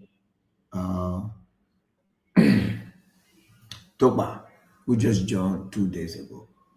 So Chief, we don't have a human manufacturing store. So we obviously have to take members from other parties. So wherever they come from, when they accept and agree to our goal, we'll take them. But this party has concluded that those who have ran this country before, including the CDC, did not do it well. And therefore, there's zero chance that we will collaborate with anybody, especially when it comes to the head of the ticket. So it can be an all CDC member, that's fine. Nothing wrong with that. If people who join it from A can be that's okay. They are Liberians. In getting membership, we don't discriminate, and we have no plan to discriminate. But what is important to us and for all of us to understand is that when people come in our party, they adopt our ideology, and we have the flexibility to understand that you're from different party, you're from the CDC or the Unity Party, so you can come. The door is open for everybody. Just that our ideology, you have to orientate yourself to it. You have to agree on it.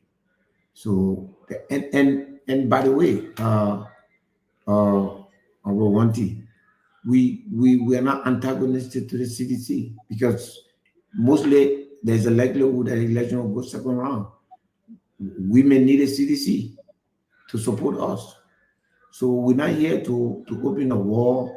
You know, what we're saying, based on our ideology, we're not going to allow anyone to be at the front of our ticket. Thank you. Thank you very much. Thank you, Honorable. Thank you. Thank you, sir. Over to you, Sis Lorena. Please ask your 2 questions to the Honorable Mayor. From you, we go to Mr. Marfa Singh, Siawete, and then Prentice. Then we go to our CEO. Thank you, Jim. And good evening, representativeness. I'd like to ask this question. In 2023, we heard you saying on the closing argument and that if Mr. Arizona Cummings didn't win the election, if you have won, you were not going to go at the Capitol building, you have resigned because, which was like demonstrating how certain you were that he was going to win. Fast forward, he did not win the election, and you did not come out to say anything to us, the public, and say you are at the Capitol building. Now, with the new statement that you are not going to seek re-election in 2029 District 7, how can we take this seriously? How can we take this to be okay, he's going to be on the ballot for the presidency? How, comparing the 2 statements from the same person? That's my first question. Well, I have answered the question several times. I said, look, I don't believe in the result of the 2023 election. I think it was fraudulent. I've said it over and over. And because of that, so I have no faith. Look at the presidential ballot in Nimba, my sister. In the first round, if you compare the second round and the first round, the United Party got more vote in the second round than in the first round. That is mathematically impossible. That is mathematically impossible. That cannot happen. There's zero case in the world that more people will go to election in the second round than in the first round. 60% of the motivation for election is representatives. Second round, it doesn't include those. And yet more people. And if you were in Nimba, you realize that the number of people that went to the election, the people that stood, there was no line. Zero line. You could literally walk on the runoff. You could literally walk to the ballot board and come back. Yet the records show more people voted. I have no faith in the outcome of the election. I've said it. I'm talking about the presidential ballot. So I'm sorry you haven't heard it, but I've made it very clear as many times as I can. On the issue of me saying that I'm not running, That's for you to accept or not. I can't force you to accept that.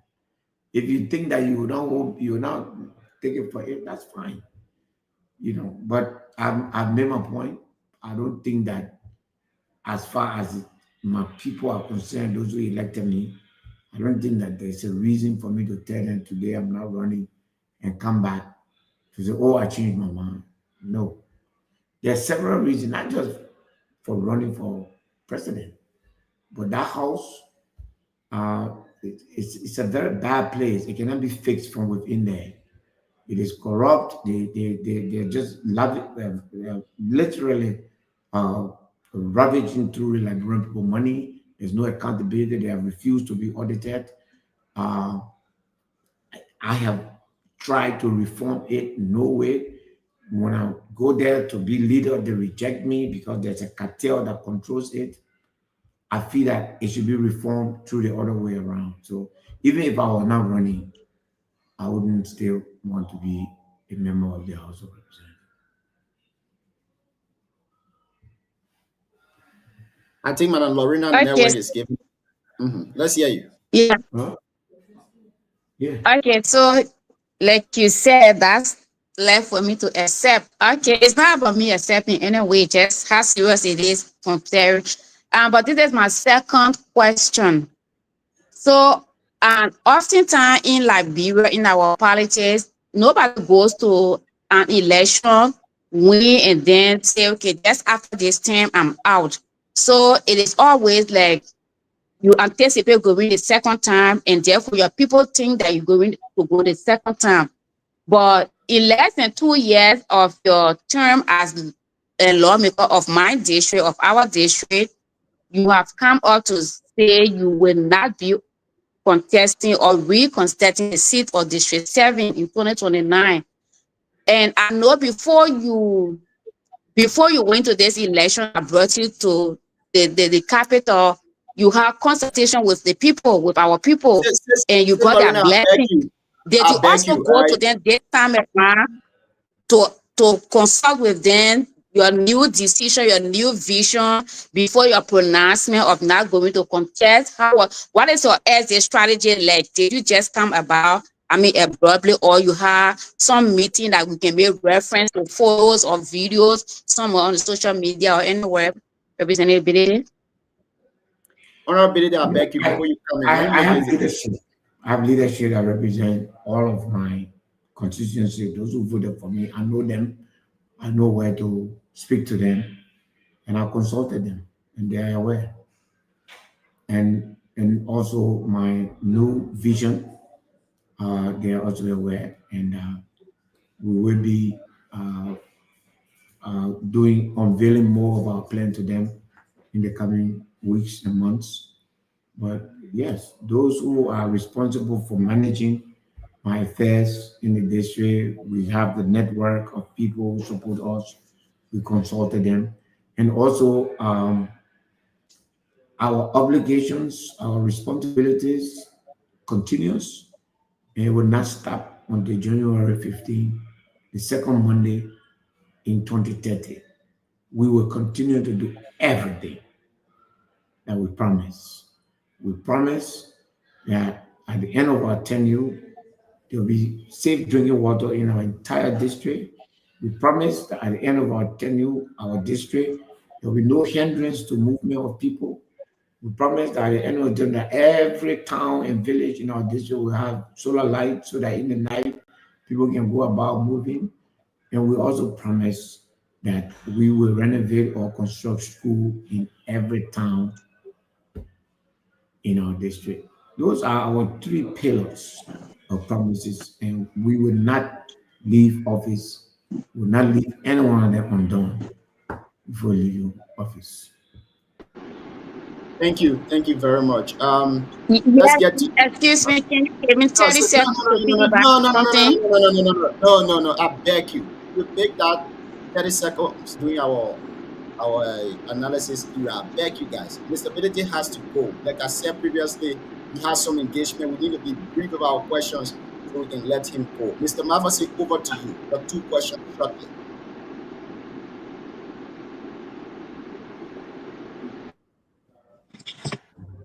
How are you, Honorable?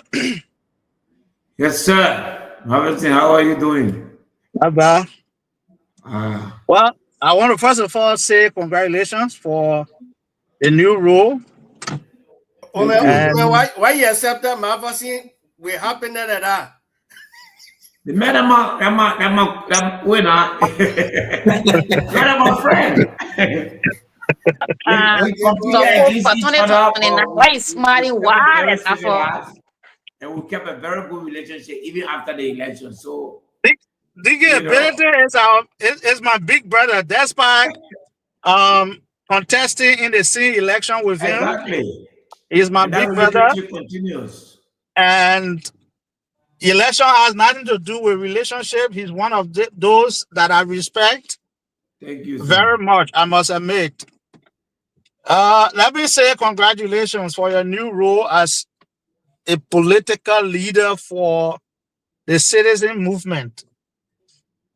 I mean,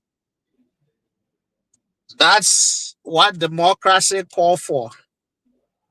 It's your right to be a political leader.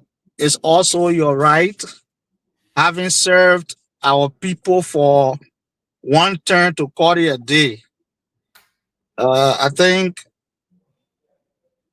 I would not want to question you in that direction. And thank you also for the level of work you've done so far.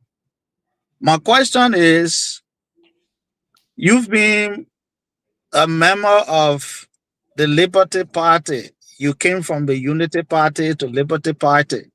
And all of the political institutions you've worked, you've provided leadership, role. You were not just a follower, but you were one of those that people follow and people listen to. And I have a different take when it comes to the multiplicity of parties, even though we call for multi-party democracy. But for a country like Liberia, very little in population, in land size, to have that overgrowth of parties, I see it as a recipe for chaos.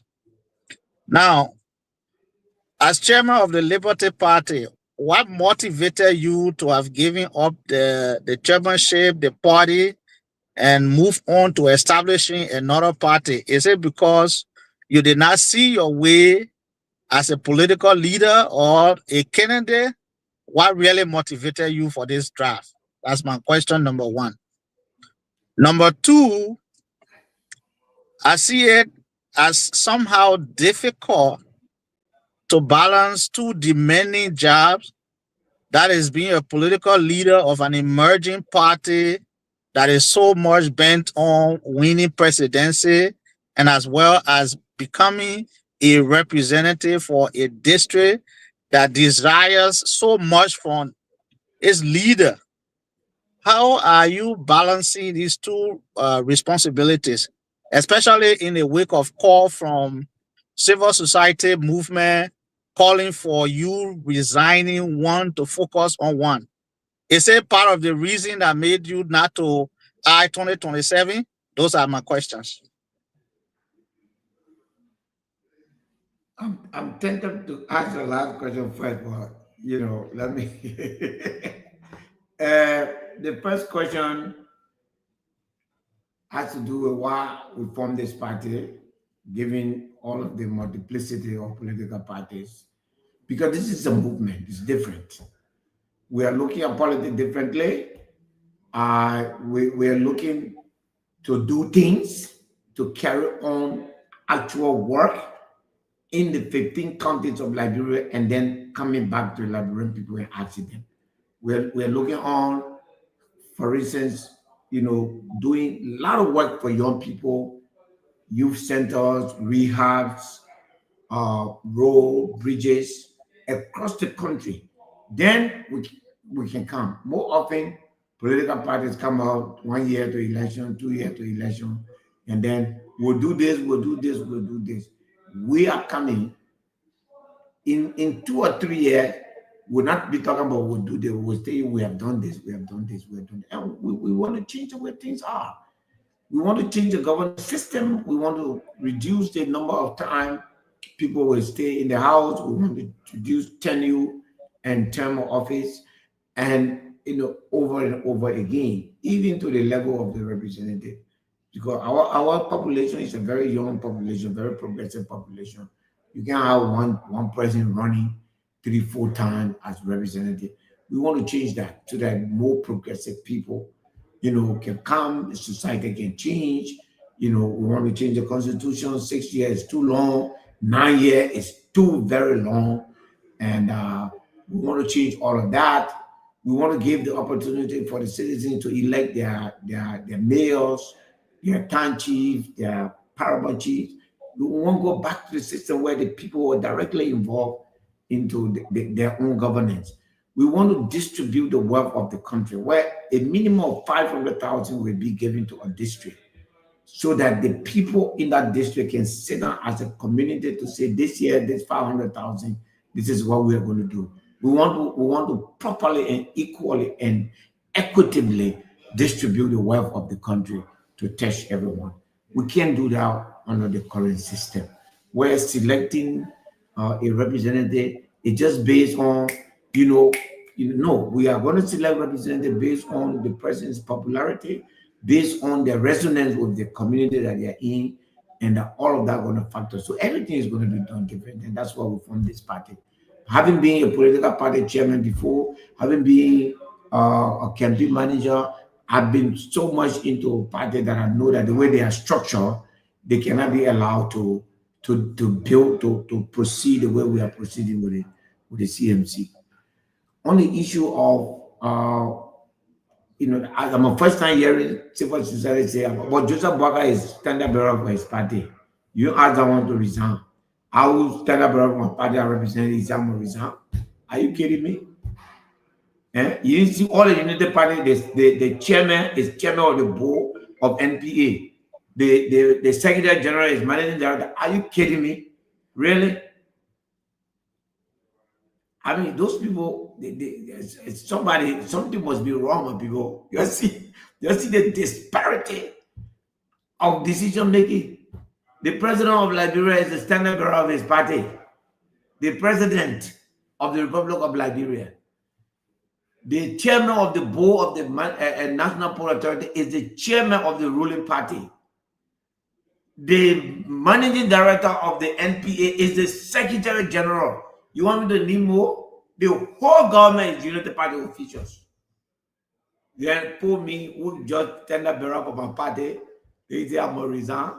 And by the way, in the entire Nima country and Republic of Liberia, I stay more time in my district than any lawmaker. I'm more focused. I stay more time. I prefer my relationship with my people than to be kept. They have destroyed the capital building. Nothing going on there. Right now, there's no money to run that place. They've used all their money for this year. That's why they were so desperate trying to get a recap. Nothing is there, Mavasi. Everything is gone.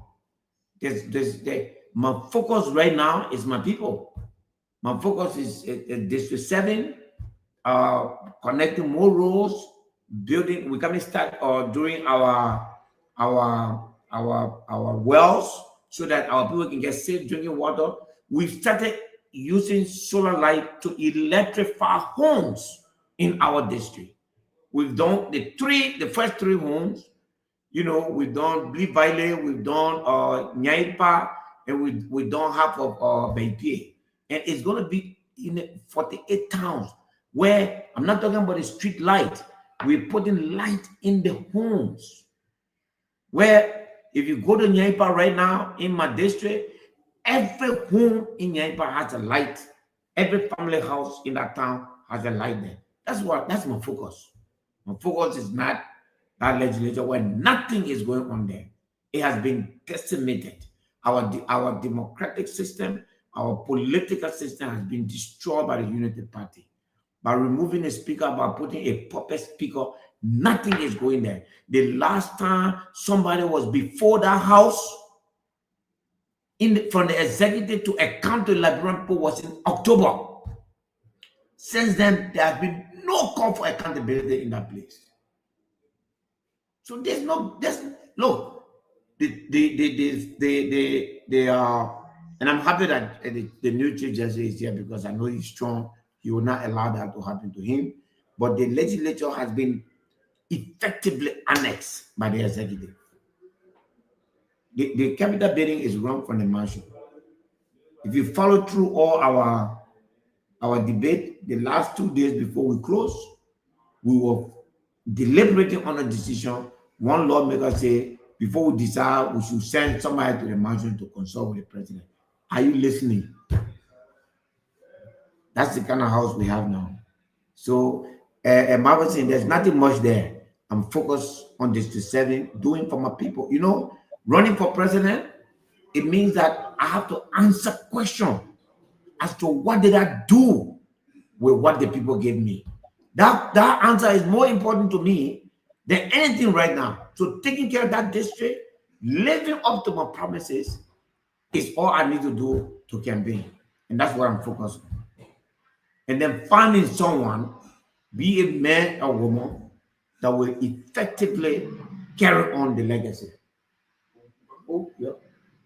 Okay. All right, gentlemen, please give me 1 minute. I have small emergency. Just 1 minute. Okay. So again, folks, if you are just joining the show, you're listening to the Heat Tower here on BKS Television. On the Heat Tower, we say dialogue and not confrontation. We say words and not bullet. Tonight, we are in conversation with Mr. Honorable Musa Hassan Bility, the representative of District 7, Nima County, and also the political leader of the Citizen Movement for Change in Liberia. Honorability is discussing a couple of issues tonight, ranging from Nima County to Liberia. And if possible, we might discuss CMC outside of Liberia too as well. Welcome back to the show, Honorability. So yes, my focus is my district. My focus is to make sure I consult the people and you know, don't close my eye and say, oh, this is the man I want to replace me. No, consult everybody.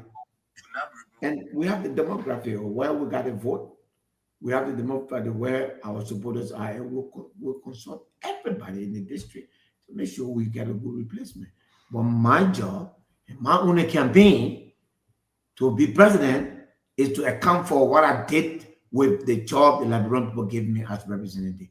Just as other people must account for what the Liberian people gave them. So we all have to.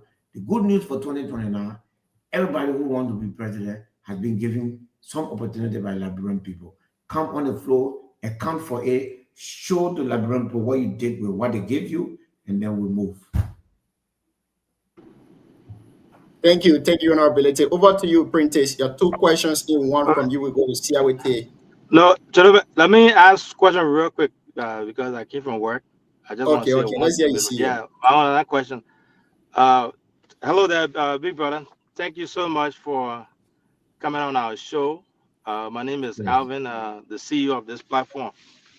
I don't have a question. I got only one question for you, but I also want to publicly acknowledge you for things that you've done for our people over there. When you were giving your introductory statement, you said something about your mom being from Yanseng. You know, I laughed. While you were talking, I called my mom and I asked her, you know, where her mom is from. And she told me she's from Yanseng too. I remember when we were small, we used to cross that river to go to Yanseng, and we used to sit in the kingdom. And few years ago, several years ago, I saw on Facebook that you fixed the road and you made a bridge across from Yanseng there. I want to say thank you so much for that. Another development that you're doing too that really come close to home is the bridge in Lepula. I'm originally from Booyah, so that bridge means a lot to us. So thank you so much for the effort on that side too. Thank you, sir. So my question I have for you is, you know, most often I've seen that in Liberia, when it comes to the formation of political parties and the way our politics is being run in Liberia, they tend to build the political parties around individuals, right? And then when that individual happens to retire or leave the scene, then the party starts to struggle. and starts to fade away. With the formation of CMC, what plans you have in place for your succession? Like when you retire tomorrow, you're sitting on your farm to see that party moving on without Honorable Musa Hassan Belete. Thank you. As I speak to you, we're in the middle of, we're looking at 1, 2, 3, already 3 properties that we want to buy in the name of the party and use as a source of revenue. Right now, we're doing that in the name of the party. We're already negotiating for a party headquarters, which I will keep as a secret. Hopefully between now and December, we'll move to a new, bigger place. We also, we're involved in preparing for tomorrow in the Republic. And you know, Ivan, you asked an important question. In the entire history of Liberia, there's only one political party that has acquired asset and is still benefiting from that asset. That's the NPP. You understand?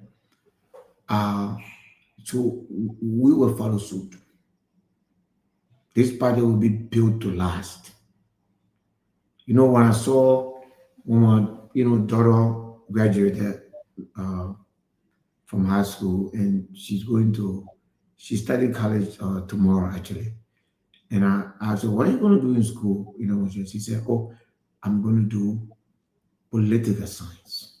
My daughter, 18 years old. In fact, she's going to be 18 years in August. That hit me so hard because for me, that's also an obligation to make sure that the system is made easy for her, for all of you, your children, my children, to come and freely participate in the development of their own country. So it's important for all of us. This very important question you asked, it's important for all of us to understand that when you build a party, make it out of legacy. So yes, Chief, not only that, we also are negotiating between Margibi and Pong County 1,000 acres of land that we're going to acquire, and we're going to plant crop there that in 3 to 4 years, those crops will take care of this party for the next 20, 25 years. The CMC is here to stay.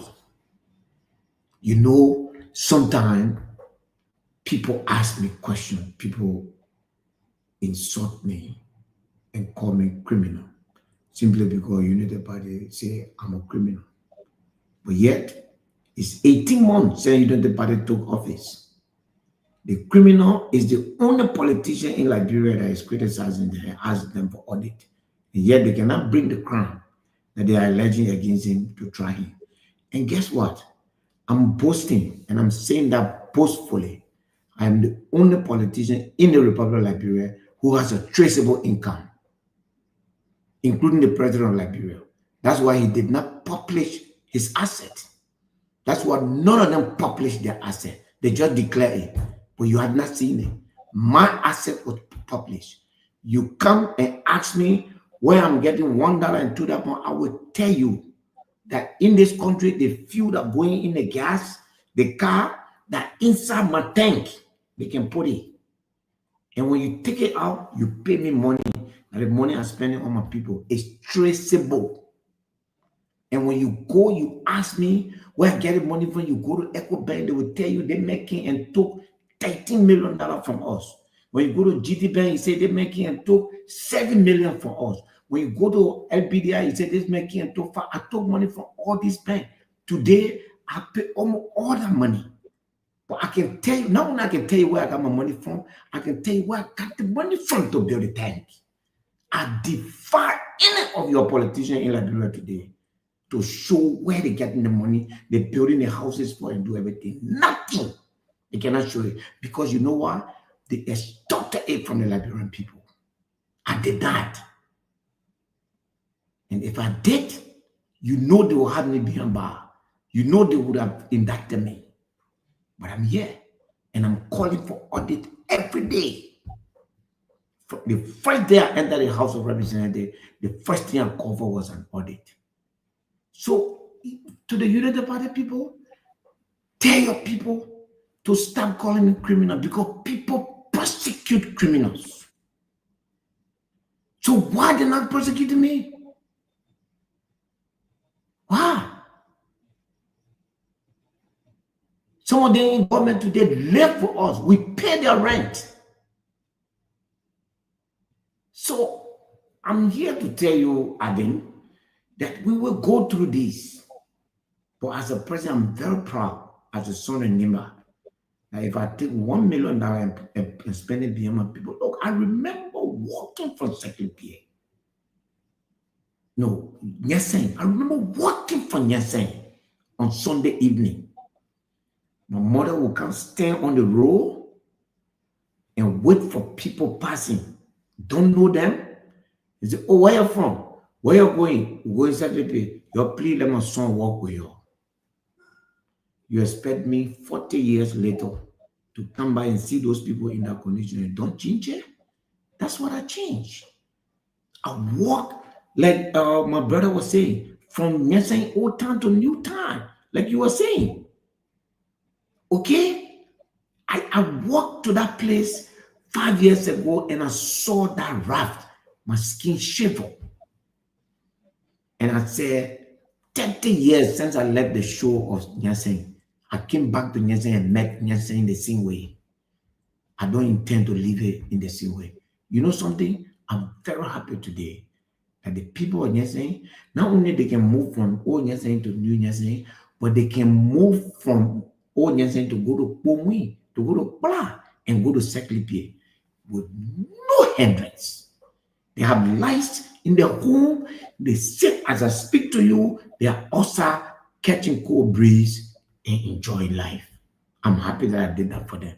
And the money that I got it is traceable.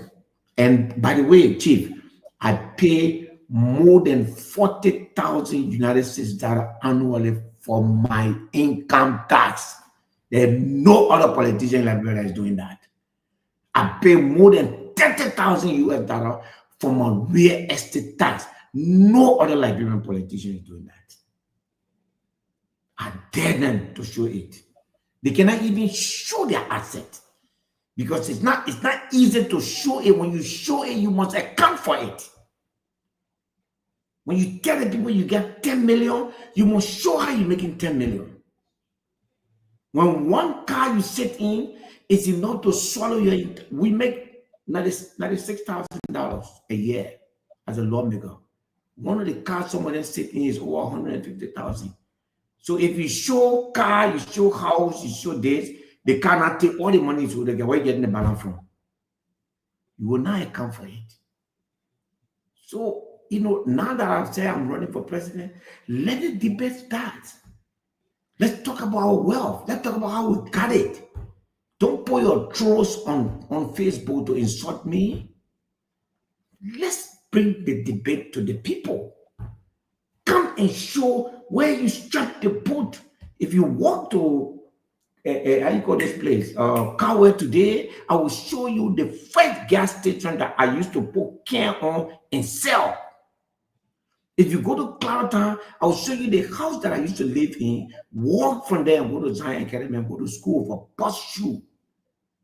I will show you where on Waterside I used to load car and push the car to start to the I am a bootstrapper. I made myself where I am today, and I'm very proud that I'm a son of Secretariat. I grew up from there. I was born there. My inspiration comes from Dan Bowen. My inspiration comes from Voga. My inspiration comes from Tuazama. These are the people. Okay, Robert G. said, Thomas Kuyomba. These are the people that inspire us to higher height. Jackson Doe. Yeah. So if you want you make your ability to be campaigning here. Go to the next go to the next panel. You do nothing but they stop the fight about people like us. You cannot allow your leaders to be accountable. And it's easy to put trust on the internet to insult us, but you can't tell your people, your leaders, to show us where they got the money from. Why they can't show it? I published mine. Not a single one of them have published theirs. And I dare them to do it.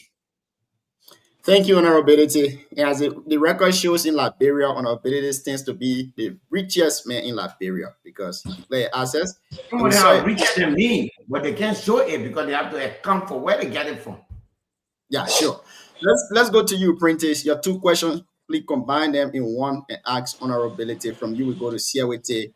From Siawete, we go to Mr. Kilabo. Then we can ask Honorability for his part and comment tonight. Let's hear you, Prentice. Okay, thank you and good evening to Honorability. Thank you, sir.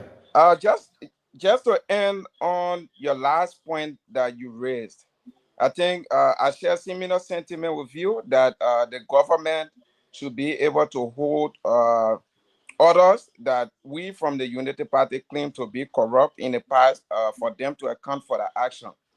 However, I strongly believe that the wheel of justice is slow, but very concise.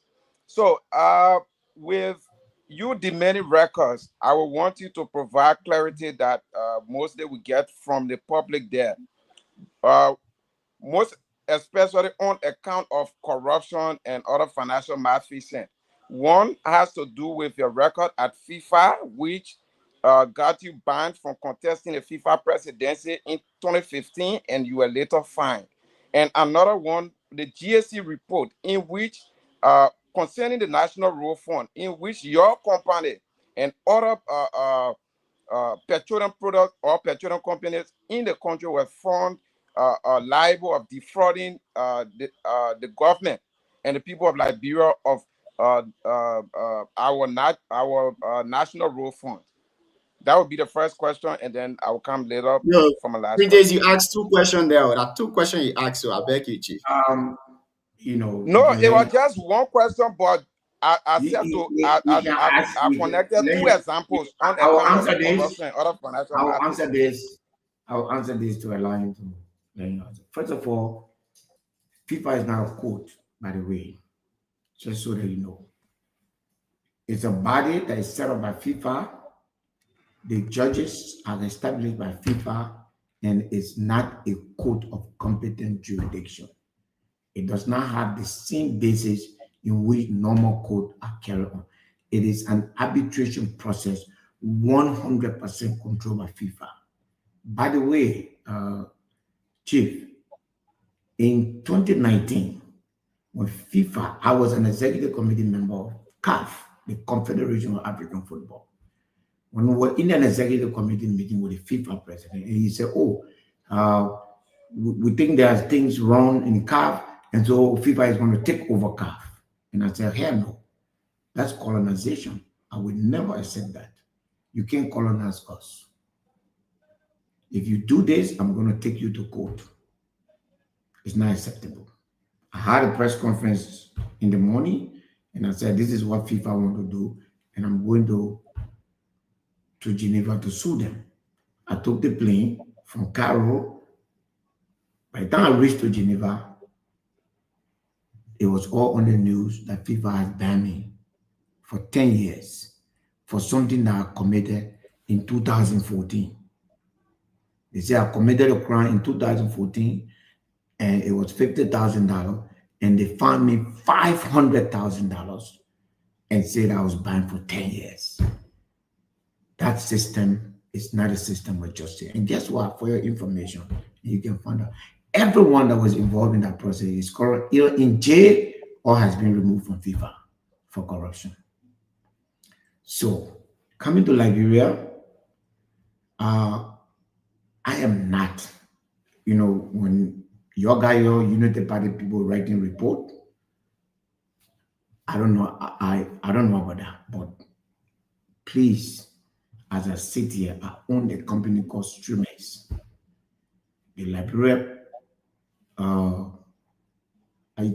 Liberia Revenue Authority wrote my company to supply it all the information regarding my road tax statement. I did that. They wrote me back and said 70% of the document you show us, we've seen it and we believe it and we have verified it with Central Bank, and that is clear.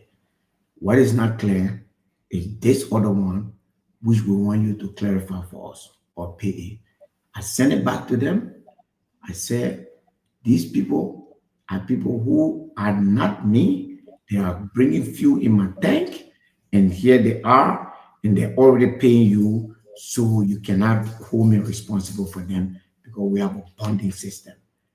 LRA took that document from me and wrote me back and said, thank you. We are trying to verify this.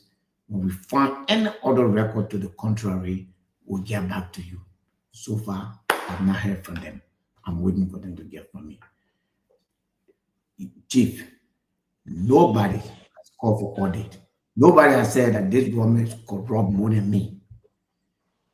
If I was involved in corruption, first of all, a company taxation is not corruption.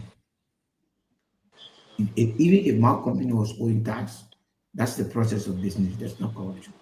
Corruption is we take the national budget and put millions of dollars through it and go behind in the night to the public corporation and withdraw the money under fictitious name and take the money and go and build houses and do all kinds of things with it. That's corruption.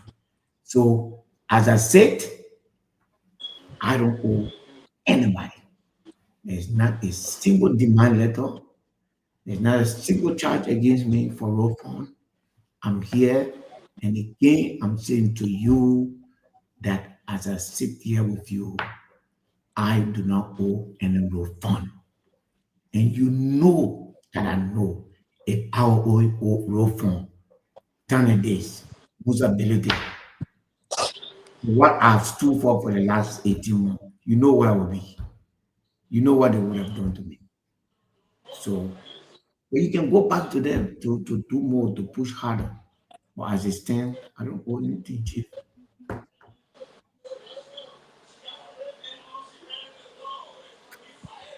Prentice, do you have a follow-up question to that?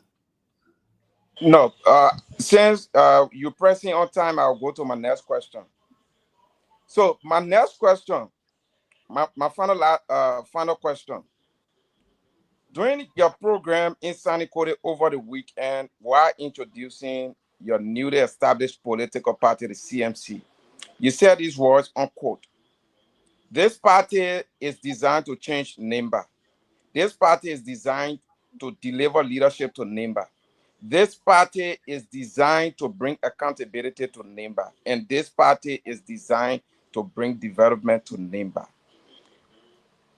My question is the CMC established for the sole purpose of dethroning the MDR and Unity Party dominance in Nimba specifically?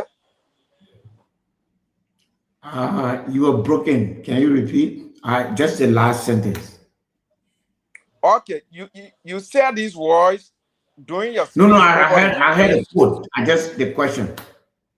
So my question is the CMC established solely to rival the Unity Party and MDR dominance in Nimba?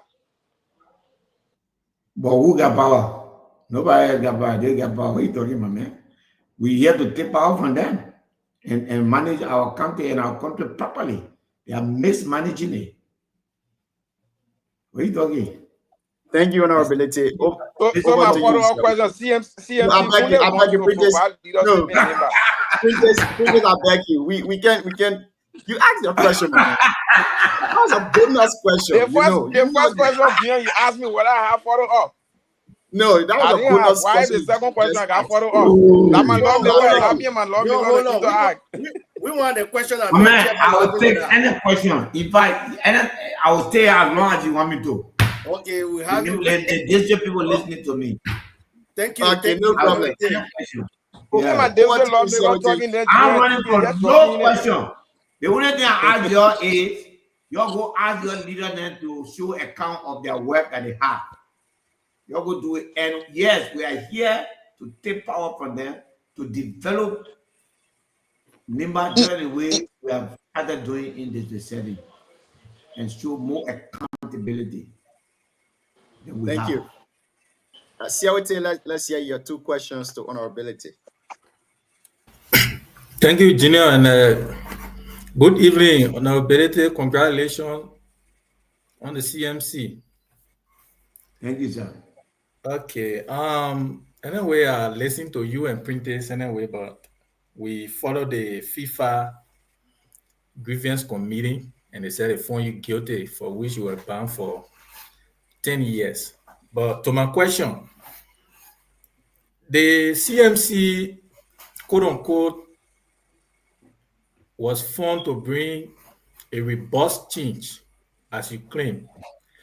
Now, my question to you is that you are bringing a change, quote unquote, and the CMC, I just see you appointing members or officials of the CMC. You are not going through a democratic process. So once we want to know what's the new thing CMC is bringing to the table, when the CMC unilaterally they are making decisions as a political party, and they are not going to convention, and the political leader will arbitrarily make appointment. That's my first question. Okay, let me answer that before you come with a second question. Yeah, you are not very well equipped before you answer that question. If you read our constitution, I'm acting with human rights. I was duly elected at the convention in Secretariat, and we do have an executive committee and an advisory council. And before we announce any decision, those bodies participate in the process. So I'm acting within the confine of our constitution. There's no unilateralism in the CMC. We're picking competent people. I know you guys are worried, but we're picking competent people to run the county, and we will run your stomach for that county. The next time, at the end of the day, whether it is us or is your accountable people. But that's one of my purposes in NIMBA. Next time, we will not have leaders who don't even care to get to the people. No, we will force accountability to come in that country. We can't have a country that giving the country over $300 million, and we can't even get $10 million to run the affairs of our country. That's not proper. And that will change. Under the CMC, the 30% of the 30%, which is around $40 million, will come to Nima County. We'll build university. 25 years now, that mountain has been exploited. If you have put 50 students in the 10th grade, but now they will have PhD and be expert in running that mountain, it never happened. That's wrong. That mountain is about to finish. That machine, bro, that your Unity Party was celebrating, that machine only work is to take 5-10 times more iron ore per day than it's supposed to take. That all it's supposed to do. Nothing. You're not turning nothing into iron. You're not making steel in Liberia. You're not making steel in Liberia. They're just depleting the iron as quickly as they can. And then we'll be sitting over there with this resort that they have, Echo Lodge. That's what we'll be left with. That's the legacy of the mountain. And that's what we'll be left with. And we will fight that. We'll fight that. And look, let me tell you, this 2029 will be a battle for the soul of Nima County. And there will be only two sides. Those who believe in the dream of our people and those who use our people's dream to exploit them. And that will be the land that we'll have. Thank you. Yeah, anyway, we are not seeing the CMC go to convention, but you said you went to convention. But that's your answer. I'm not responsible for you not being on. We had an open convention live on Facebook in Secretary on April 1, 2024. Yeah. Okay, yeah, for the sake of the audience honorability, we take your answer. Please check. No, see what I beg you. We need to set the record straight. There were a convention held in Seklaipi. Thank you very much. And a lot of media covered that. There were a convention held in Seklaipi. Junior, for the sake of the audience, I ask honorability. You know, when no, the journalist has a journalistic responsibility to fact check all of us. So he's doing his work. There were a convention held in Seklaipi. We had a convention. Your higher convention, you know the part of your higher convention in Joseph Boaga house and made him stand up bearer. You ain't talking about that one that man who you are coming to about. So Chairman, 1 second. All the panelists are here. How many persons you identify United Party people? I will identify you by your question. Let's go. Okay, thank you. Thank you. That goes to Thank you, Chairman. Right? Mr. Gonglo. Siawete still have his last question. Yeah. After Siawete will be Kaleo. Yeah, so I'm waiting for the honorable, right? Yeah, let the honorable come. Again, folks, if you're just joining us, you're listening to the Heat Tower here on BKS Television. On the Heat Tower, we say dialogue and not confrontation. We say words and not bullets. Honorable Musa Hassan Belite, representative of District 7, Nima Kante, is here with us tonight. He's also the political leader of CMC. Over to you, Siawete. Your last question. Thank you, Junior. Like I said, you know, the question was answered based on the political leader and, you know, the way he felt he could answer my question. But my next question is, honorability, I listened to you, you said you have discounted the legislature based on activities in the House and bunch of corrupt people and all of that. My question to you is, one may sit out and say, but honorability is categorizing the entire House of Legislature. I never use the word bunch of corrupt people. I go back to the tape. Say there's corruption, there's stealing going on, and those who are doing it know themselves. I never say when I use the word. Yeah, okay. In your words, I'm talking about myself. I'm not corrupt. Please. Okay. In your words, as you put it in your words. Now, my question to you is: every other benefit, and every other benefit in a house, you are not rejected any of those benefits. You continue to enjoy the House of Representatives, and you're getting all other benefits from the House, and you have not resigned. Why are you still there and complaining? One may say it's better you resign, but you are there and then you are complaining. So it's better you resign. Why are you still there? I was elected to represent my people, and you are wrong. You are wrong. You have misinterpreting the fact.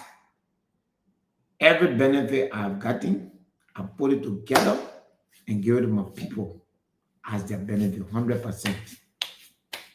That's why in Ban and Seklaipi, you have 2 pickups that cost almost $80-something thousand.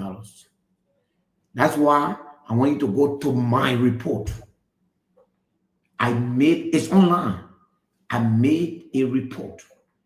If you give me your number, I will send it to you. Annual report. I spent every cent the way I supposed to spend it and accounted for it.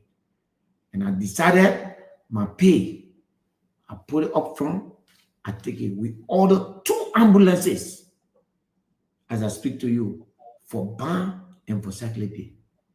We have 2 pickups that we purchased for Ban and for Seklaipi. We just today, we just finalized the procurement process for the emergency, how they call it, the delivery room or the operation room for the hospital in Ban. We're doing that. I did not go in the house to take the money to benefit chief. I'm giving it to the people as I promised, in evidence, in hard fact, not in rhetoric, shredded in internet troll and other things. It is in fact. Take a ride to Nimba County, go to the center of Nimba County, visit Seklaipi, and visit barn and visit the hospital and ask them what this man says he has done. They will show you. Thank you, Honorability. Let's go to Mr. Kilabo Gonglo. Kilabo, welcome to the show this evening. After you, we go to Chris, then we can ask the honorable for his parting comment. Let's hear you, Chief. Thank you, Gina. Before I give my question or comment, let me firstly commend you. You are a very good host. I've done so many different shows as a panelist, and I think you do a fantastic job. Most time I watch your past shows. Yes. Oh, clap for him. Yes. It's a risk. Anytime you call me, I'll come on the show.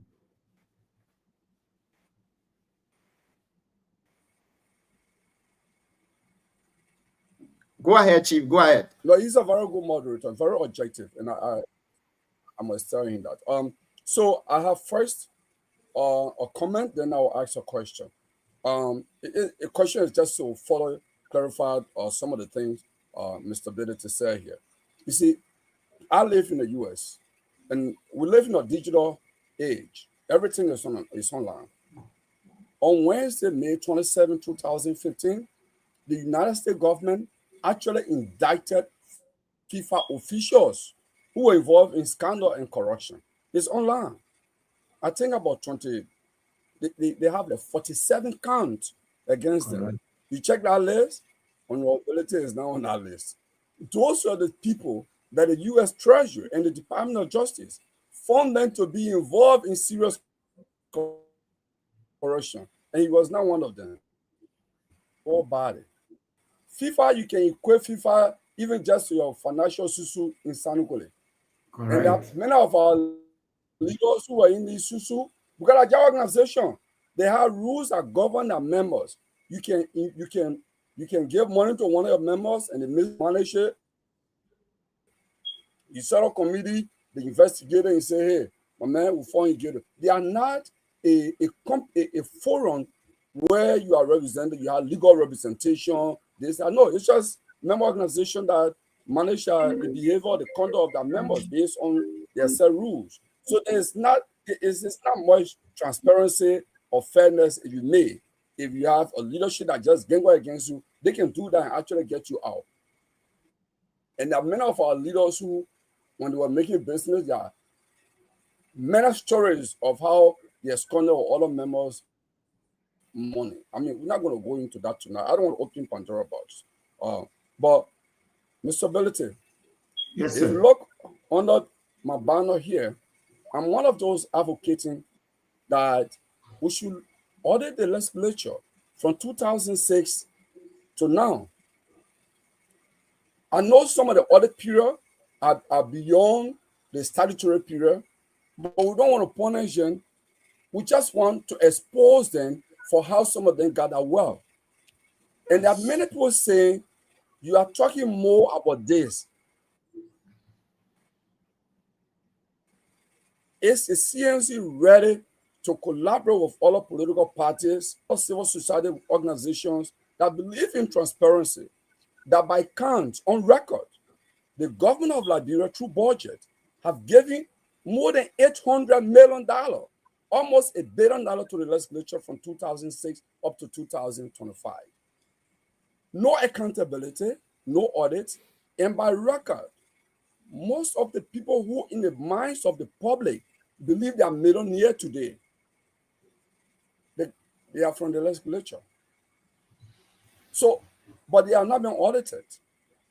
Even there are some people who declare their asset declaration and they show they are millionaire, but they were never millionaire even when we were running in 2011. They are fighting with NEC. I managed to get that fighting with NEC. They didn't even have $5,000 in their account. From 2011 to now, they are more than $7 million. How?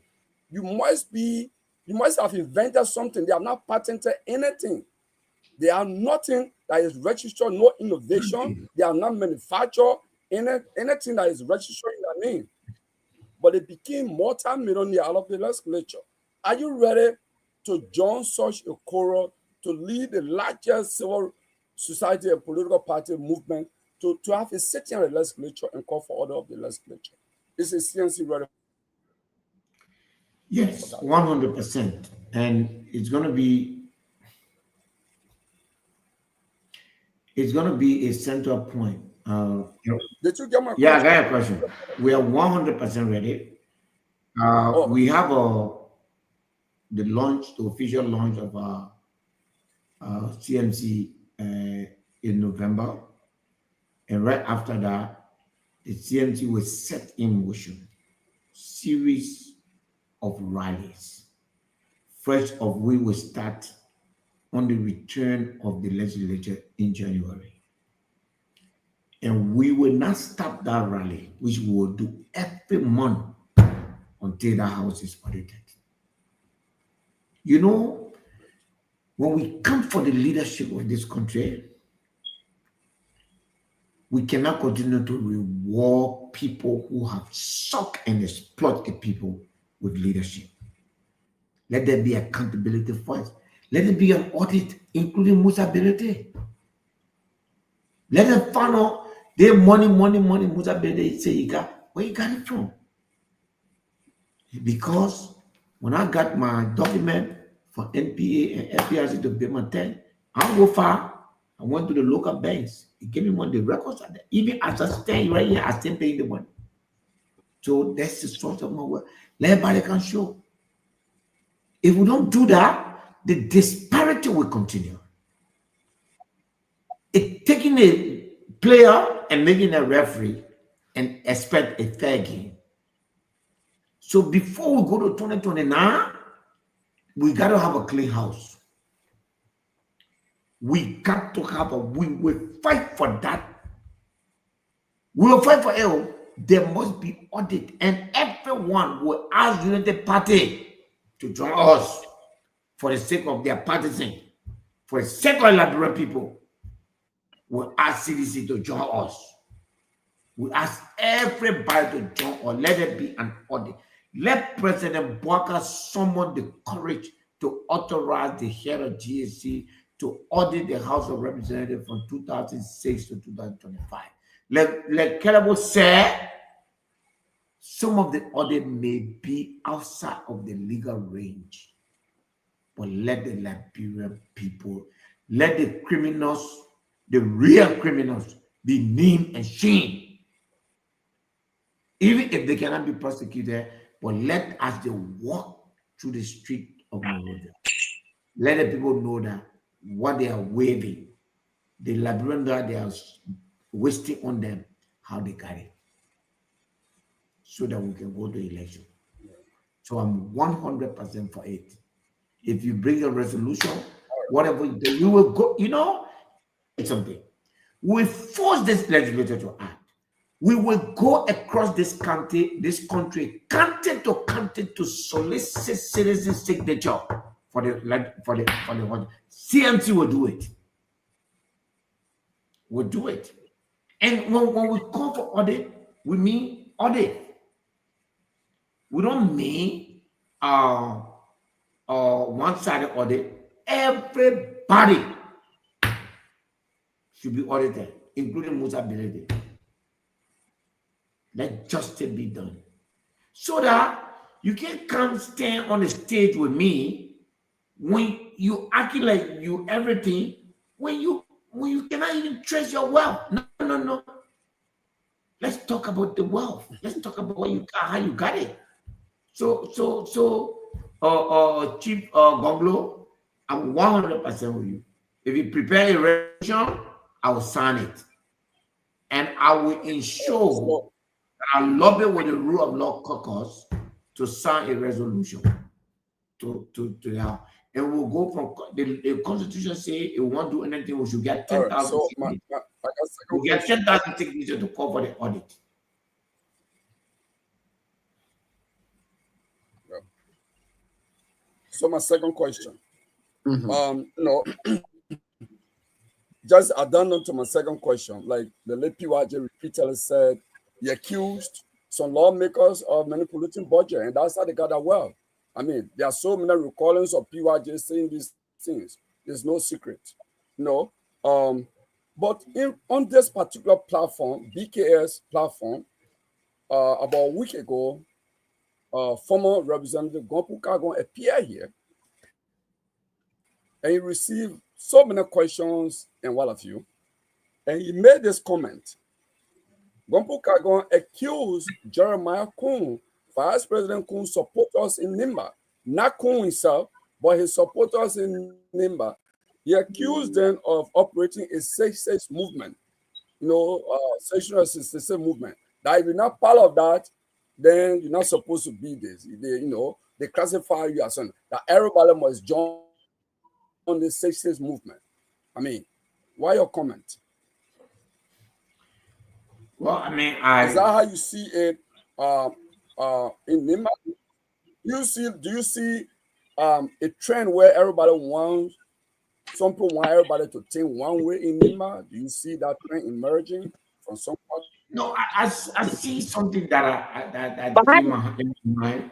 I see something that in my mind even worse than that. So I'm not very big with superstition, but the narcissism, the arrogance of telling men like me that today there's a Nimba project, we all should look one way. When just yesterday, the very Nimba project was denied when I had a chance to be a lawmaker, a speaker. And I went to a meeting with my fellow Nimbayans. And not only they refused to vote for me, but they betrayed me because they asked me a question. You want us to vote for you if you get this number of people, if you add our number to that, that's not a winning number. Where are you getting the rest of the number from? And I told them, I have few people that are on your side, but they are undercover. And I named those people because they insisted that I give them the name. And I gave those people name.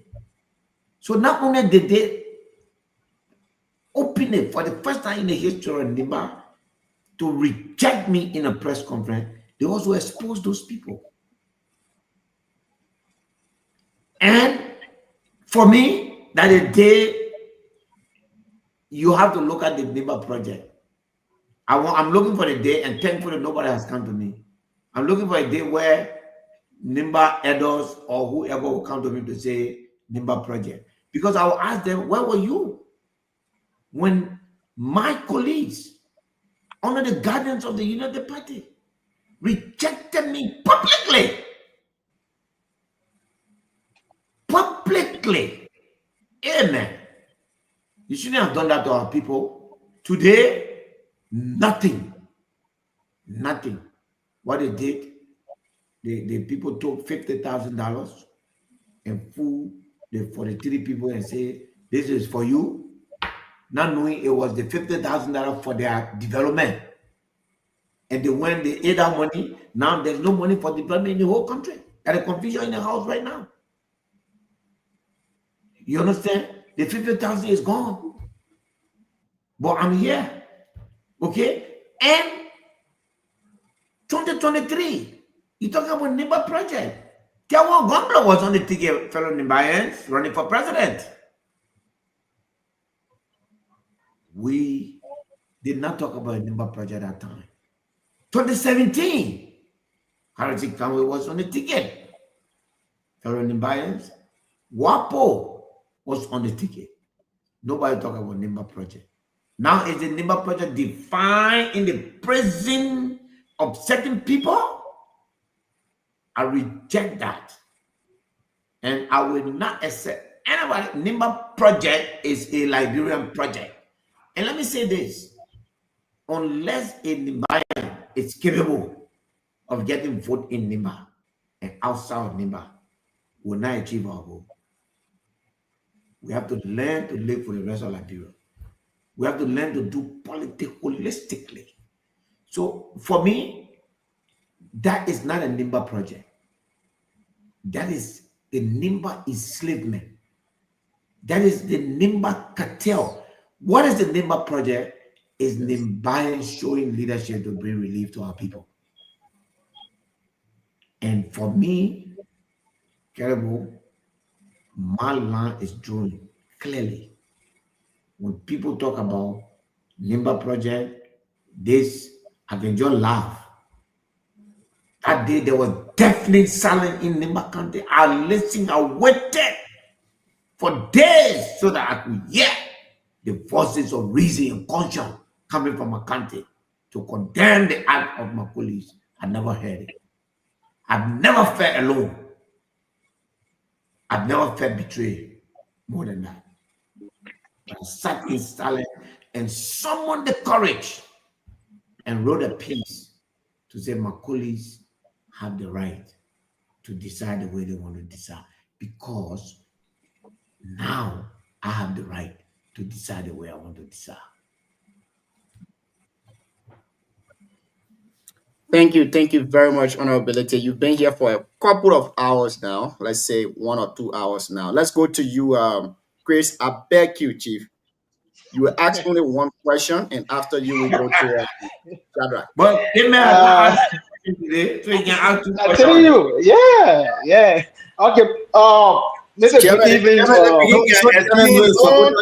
He can explain long thing from Sarah all the way. That why you see. I will take it.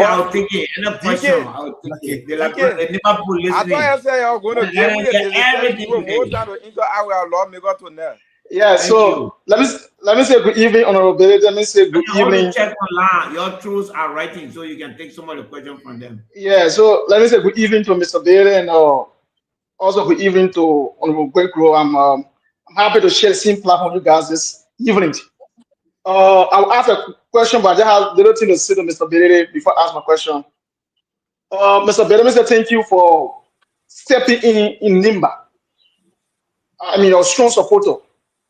Thank you. The day you leave your hand on Teacher 7, I've been an ambassador and pushing your gospel. I think Lorena on the lunch will tell you. Why way didn't want you to talk? So, yeah, and let me say thank you for the job we are doing, Teacher 7. The people of Nimba, we are proud of you. And let me say, I will speak on behalf of the people of Tapeta. This is where I came from. And let me say thank you. And Unico North Dakota say your communication. Please tell your email on that. So to my question, a few months ago, a few weeks ago, you were just talking about Nimba unity, and we have been one of those from Nimba who have supported Nimba, the students community, the country team across the dam.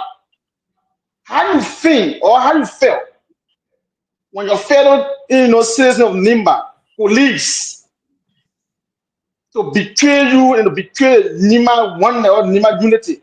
How you felt? How was the feeling? And from that day, how you look at them on the political scene of Nimba of Ladero? Thank you. You know, it was a lonely feeling. I was hoping to hear some voices that day to say this is not a Nimba, this is uncharacteristic of Nimba. But you know, everything God does, He does for a purpose. I'm here now. I'm from Secretary. I was born in We. I was born in Yuang in Secretary. And I'm running for president. Nobody can tell me not to run for president. And I'll run for president. I'll ask my people for support. And the Nimba project will support that. I felt bad, Chris. And you know, as a lawmaker, when I came, I've been very supportive, friendly, everybody. There are lawmakers, you know, I want to leave that now. So it was a bad feeling. But today, I'm happy. I went to San Nicolas Saturday. I was well received. In a few weeks, I'll be in District 4. Another week, I'll be in District 8. we will pursue the Nimba agenda. We'll do it with pride and dignity. And our party will be balanced as far as Nimba representation is concerned. We don't believe in trap. We don't believe in. So far, we've appointed 6 officials in that country. It's balanced. The leadership in the country is balanced. And we're thankful to God because that is what we're going to take to our people. So yes, it was a rough feeling, honestly speaking. When I came home, I felt rejected because it was okay not to vote for me, but to make a public spectacle out of that and to promise me way before that if Nimbaya is on the ballot, we'll vote for that Nimbaya. And when I got on the ballot, my colleagues, besides Honorable Tawongbe, I will forever be grateful to him. Forever. Besides Honorable Tawongbe, my colleague rejected me. I did nothing to be rejected. But I'm here. I respect them. I will work with them as far as Nimba is concerned. We are in different parties. When election comes, we'll face each other at the pool. My candidate will face their candidate. And may the most popular party in Nimba, may the party that deliver goods and services to the people of Nimba be the party that will represent Nimba after 2029.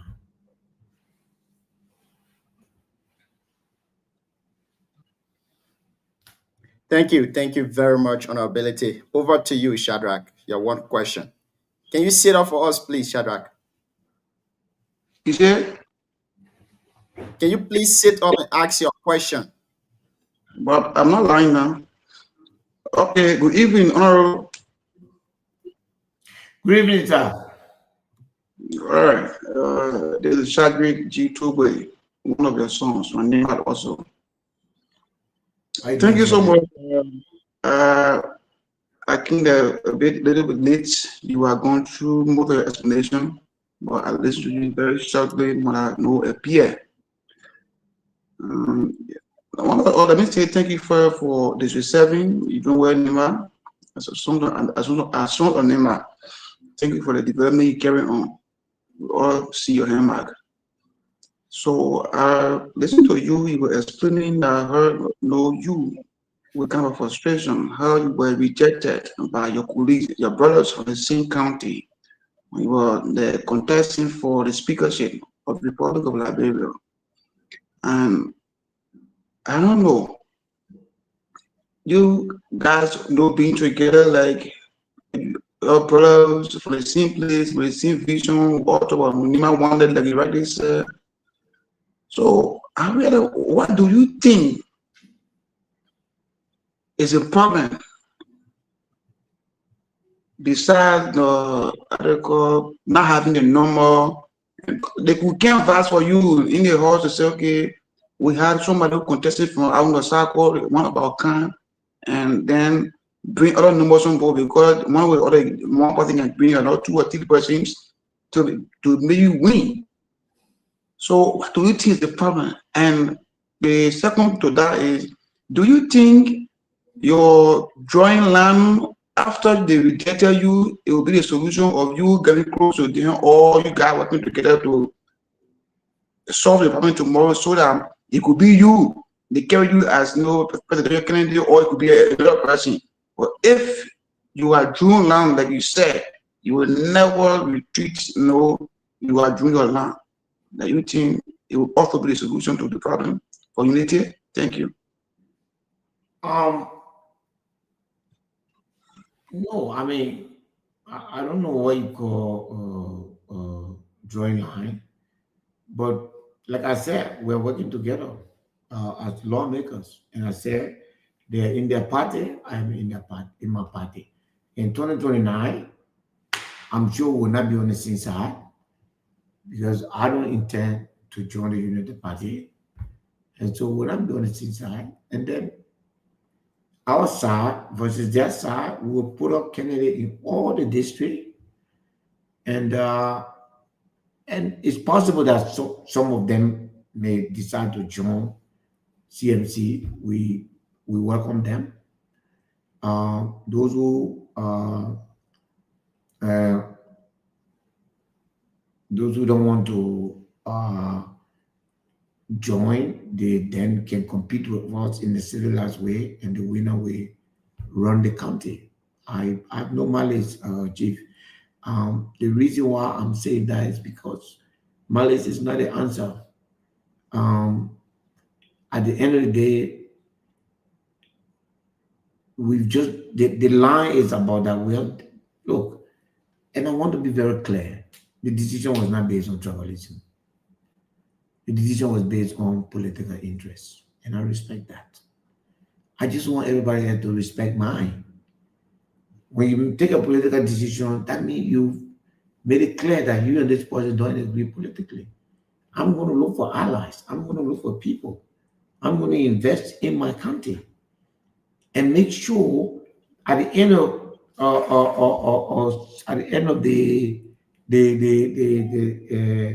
how you call this thing, at the end of the election, that those who represent us will represent the views and aspirations of our people in the county. So hopefully they will join the CMC, or they will lose to us, or we will lose to them. But we're not on the same side politically. We are in the same caucus. We will collaborate as far as the welfare of Nimba County is concerned.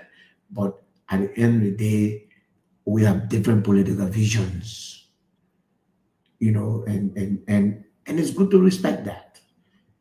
I've seen two questions. One question, somebody said that the vice president said that the lawmakers of Nimba voted for me. I think that person is lying on the vice president. The vice president cannot say that. The vice president actually did say why the Nimba legislator did not vote for me.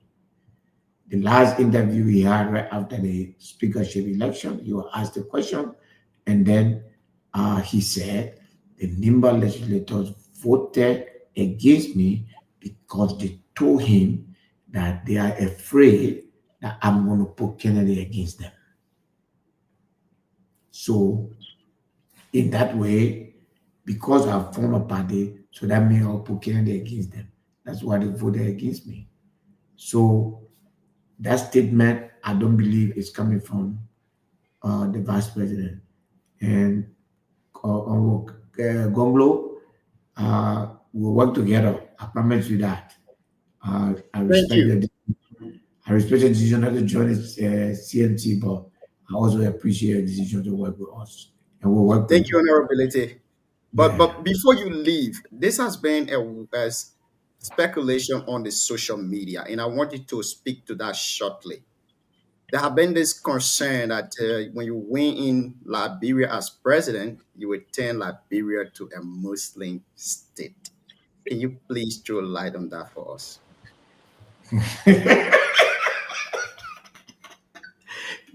I was beginning to wonder why this question has not come. In 1997, 28 years ago, I married a Christian at the St. Stephen Episcopal Church on 11th Street. The pastor was Pastor Jellicoe Bright. May his soul rest in peace. 28 years. I've been married to my wife. She's never stepped in the mosque one day. Except I remember one time, I think, she and my father were very close. And she said, oh, one I won't follow you to the mall. I want to see how you look like. She said, okay, come. And then she went there. She tied her hair and she entered the mall to see how you look.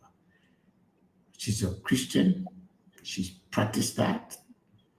I've been representing now for almost 2 years now in my district. The idea was I was going to turn the district into a Christian, a Muslim place. Chief, there are a lot of things about me that Liberian will get to know. My position on Muslim holiday, my position on religion is the most moderate it can be. I am a Muslim. I'm a very, very proud Muslim. But that religion represents my relationship with God, nothing else. Absolutely nothing else. Everybody around me, my driver, the person who cook my food, the person who bring my whole life is surrounded by non-Muslim Christians. I respect them. Thank you. In the multiplicity of religion, I believe in interfaith. And therefore, I always say to my fellow Muslims, sometimes when people say, oh, let's go for how you call it, Muslim holiday, I always say you have to be fair.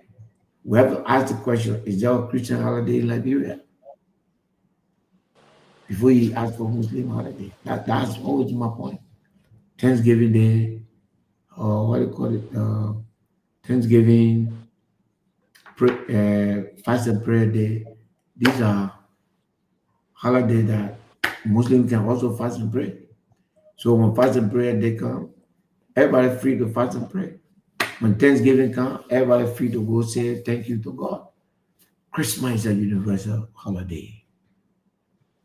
Now Christmas is for all of us, not just for Christians. You know that.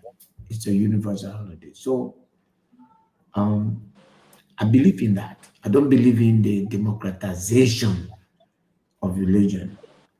There's always a backlash if you carry a law in the house to say, let's have a holiday for this religion, because you'll be violating the Constitution.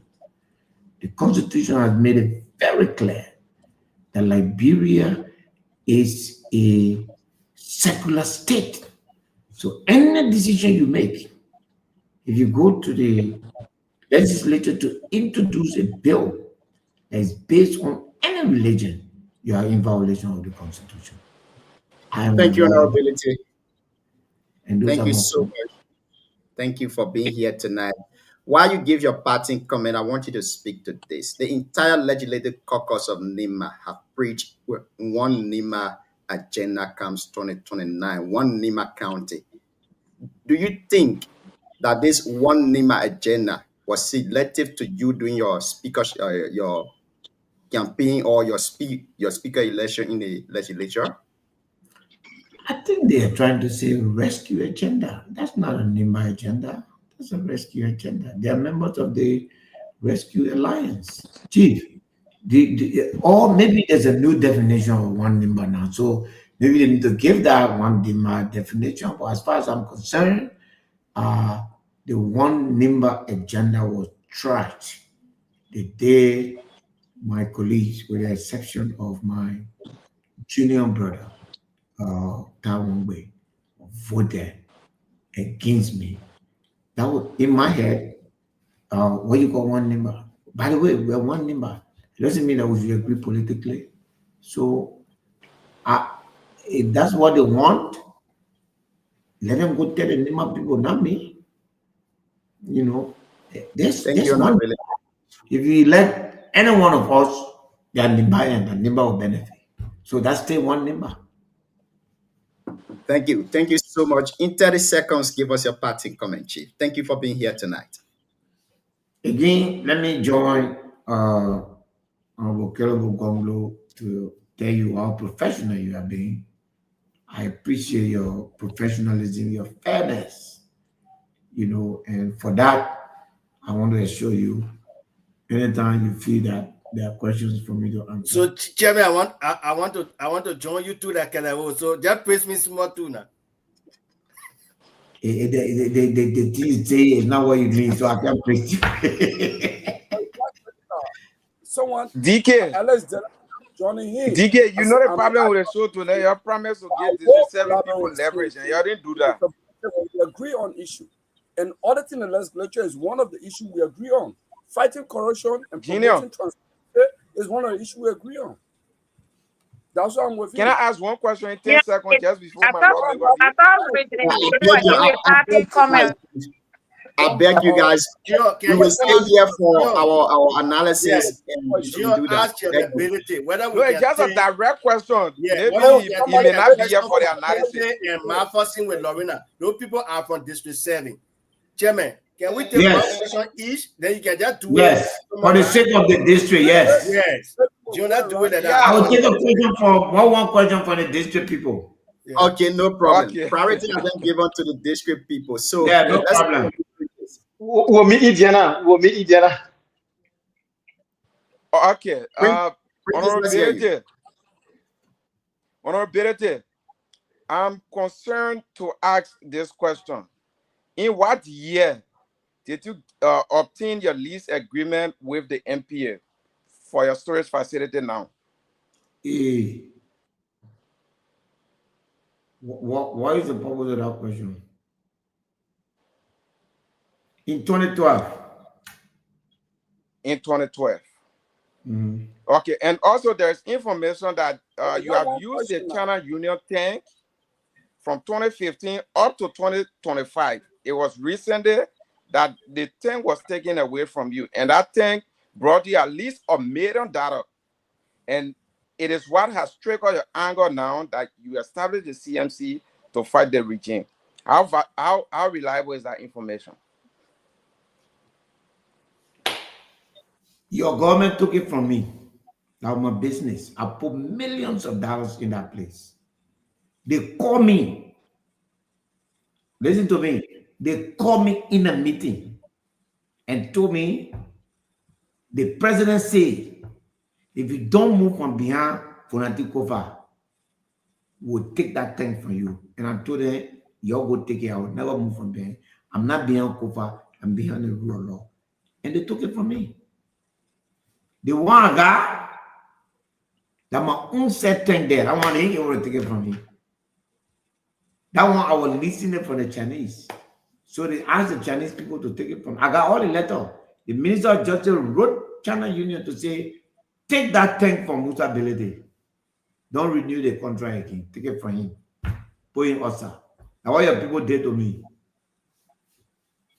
Thank you, Honorability. Over to you, Sis Lorena. Your one question. And I want to inspire the establishment of CMC. Hey, Printy, I beg you now. Oh, it was my dream. You don't have party. The United Party is corrupt and rotten party. And therefore, I'm forming a party to rival it. And they have done nothing in Nimba County. Nothing. They've refused job to competent Nimbayans who supported them so that their life can be changed. They've abused and refused our people, and they are now dividing our people. And that's why I want to change. Thank you, Honorability. Sis Lorena, your one question. Yes, if Gio, in fairness, when Honorabilities give the preference to District 7 people, I think the intent was to bring an issue from District 7. But what Printer is doing is actually bringing a politically motivated question for National Party. For you the party. For you the party. In fairness, was I that, you know, in Lima we say, when you got a relative with the Kui can carry you, right? But your guy, we got a relative Jeremiah with the government, and government carry the man. Let me tell you something. Unity Party. I am the blessing for Unity Party since 2005. Nobody has won Unity Party in District 7 beside me. No representative has become representative of District 7 beside Unity Party member beside me. Even Prince Johnson with all his popularity, he never had represented in District 7. I removed them from there. That record, that history will never change that. It will be there. My grandchildren will come and read it. I dethrone you in that county, in that district. You're not part of your You're not part of your You're not doing it. Can I ask my question now? Yes, sir. Sis Can I Lorena, please ask your own question. And I want to ask my question relating to District 7. Thank So, you. honorability, you are, or you will be leaving the district come 2029, not because your people rejected you, but because you decided to leave the people and go on the national stage. So, I want to know, how are you leaving the district? Because as far as I am concerned, as far as reality is, since the election, you and I know that the district is still divided. There's a how you call Roger Sa, and there is this Musa Sa, and you can see on Facebook, you can see posts on Facebook, you can, I mean, so now that you decide to go for the presidency, are you deciding to leave the district as it is, or are you intending to have a reconciliation program activity? Because not just a ceremony that one day and people eat cow and go, but are you really trying to have the district reconciled before you leave? Because this will be your level, it will be your stronghold in 2029. You're coming to us. So are you coming to us and coming to everybody in the district, coming to the people who voted for you that you know? Or you're coming to a reconciled District 7, and you know, I'm going to my people. There are some candidates, presidential candidates, that don't have stronghold. Are you going to be one of those people, or you're going to have a stronghold you're going to come to? How are you leaving the district? Thank you, Lorena. Thank you. District 7 is my legacy. District 7 is what I will use to win the presidency. To tell the people of Liberia that when you give me power, I do the things that I said. And District 7 will be my showcase. You know, when in America, those of you in America, when you go buy a house, you know the model homes where people go in and say, this is how this house will look like. District 7 is my model home. I do not intend to leave it divided. Politics is very difficult to get 100% or unification, but what I will try to do is to try to change the narrative to ensure that we have proper disagreement, but a disagreement within the framework of civility. I'm beginning to reach out to former candidates. When Matheson was here, I was in contact with him. I am in contact with Nelson Bolo. I've been in contact with other lawmakers. When I made a decision that I would not run, I did call Honorable Roger Doma, and I spoke to him. He was out of Monrovia area, and then he said, when you come to, you come to town, you will reach out to me, and we'll have a meeting. My goal is, as I leave, let's change the way the manner in which we will elect our leaders. Let's make sure that campaign does not degenerate into causing everything. By the way, Lorena, the last time in 2017, that election was more divisive than mine. The last election was, it was very bad. So I have the opportunity now to unite us, to make sure we all sit on the table and say, this agreement is okay. It's okay if Matheson David is my candidate and you are not, or if Nelson Bolo is my candidate and you are not. It's okay when if me and Roger Doma sit down and agree, and I say, you know what, Roger, I will support you. It doesn't mean that the rest are not competent. It shouldn't mean that. Nimba is a small place. I mean, District 7 is a small place. Right now, I'm the godfather of District 7. And I will make sure that there is unity in choosing our leaders and that will help our people to make a decision that represent quality, that represent qualification, and that represent vision for our people. And that's my job. And I will try my best. Today in our district is a little better. There's a little calm now. And the adults, the SDA, we want to thank the SDA. They've come in and there's a degree of, calmness. We'll capitalize on that and we'll continue to capitalize on that so election will come, we'll have different candidates. I don't think all will agree on one person on a white ballot. But what we are saying is that when we go to that election, let's be talking. Let's be looking at each other. Let's be watching. Let's set up a small team to make sure anybody who is involved in negative campaigning will call that person to order. Let's get it traditional. Let's get it elder. Let's get everybody. That will be my job. And I hope that we will achieve that. So I don't intend to leave it like this. Thank you, Chairman Benedict. Okay, Jion is back. We will take one question from Mafosin Ono, 30 seconds, and do the same with Mafosin. You have to go. You've been here for long. Though you can't leave, Thank you. but you've been here for long. I'm taking an exam, by the way. I'm in law school. So thank you, Mafosin. Please do that. At least we clean the district closet so that they will not go home with anything you answer in that question. So Mafosin, maybe you get Chairman Benedict blessing tonight. Who knows? So just be careful. Wait now. Who laughing one of there? I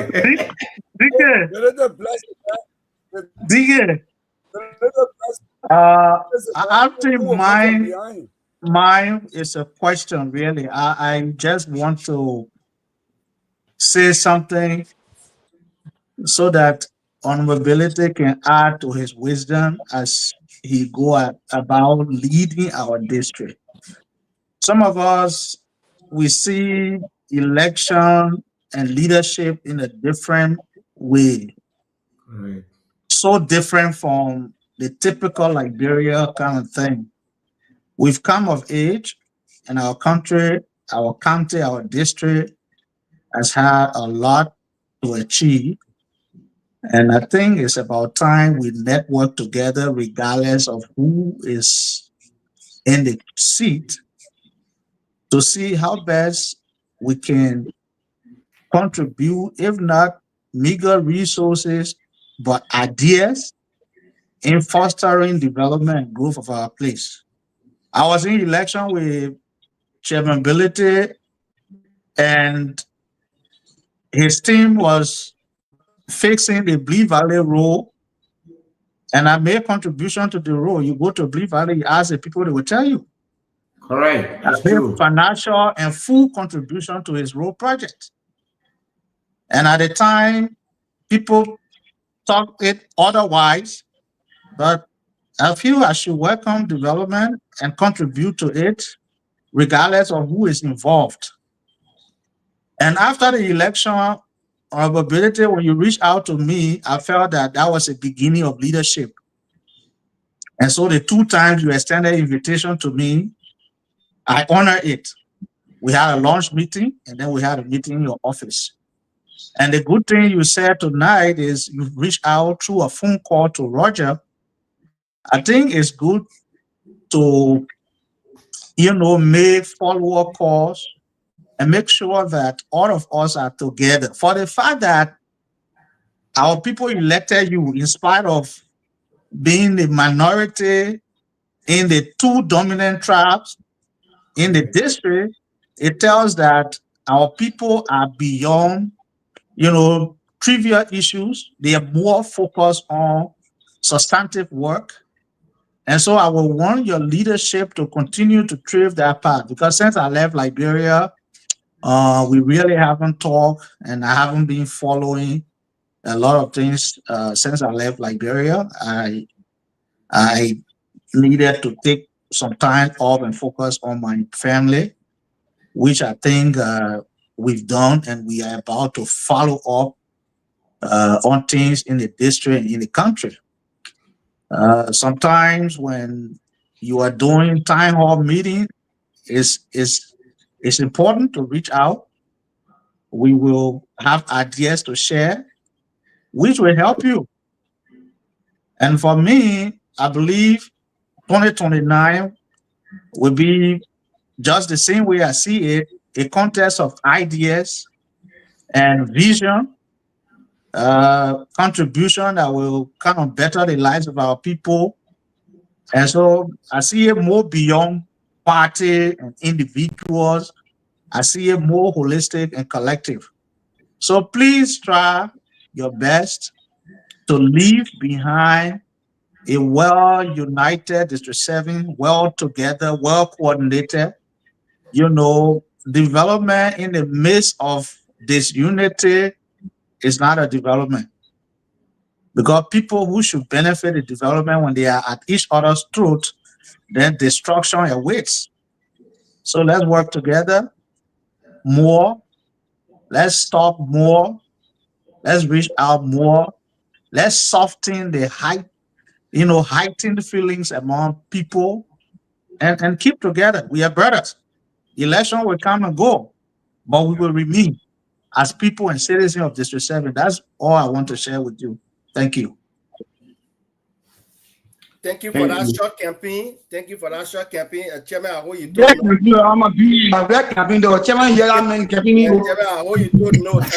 Once more.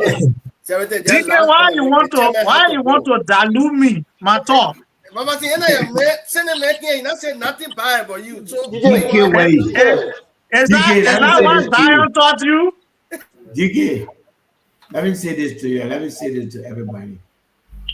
Marketing is one of the best things that can happen in District 7. The sense of the district, I sat with him, I debated him. And from the beginning of the debate to the end of the debate, marketing was more on the issue even than me. The debate was centered around the issue. He's a true professional. So I want to make that clear. Now, if he's the one that I will take 30 seconds. The chairman has to go, please.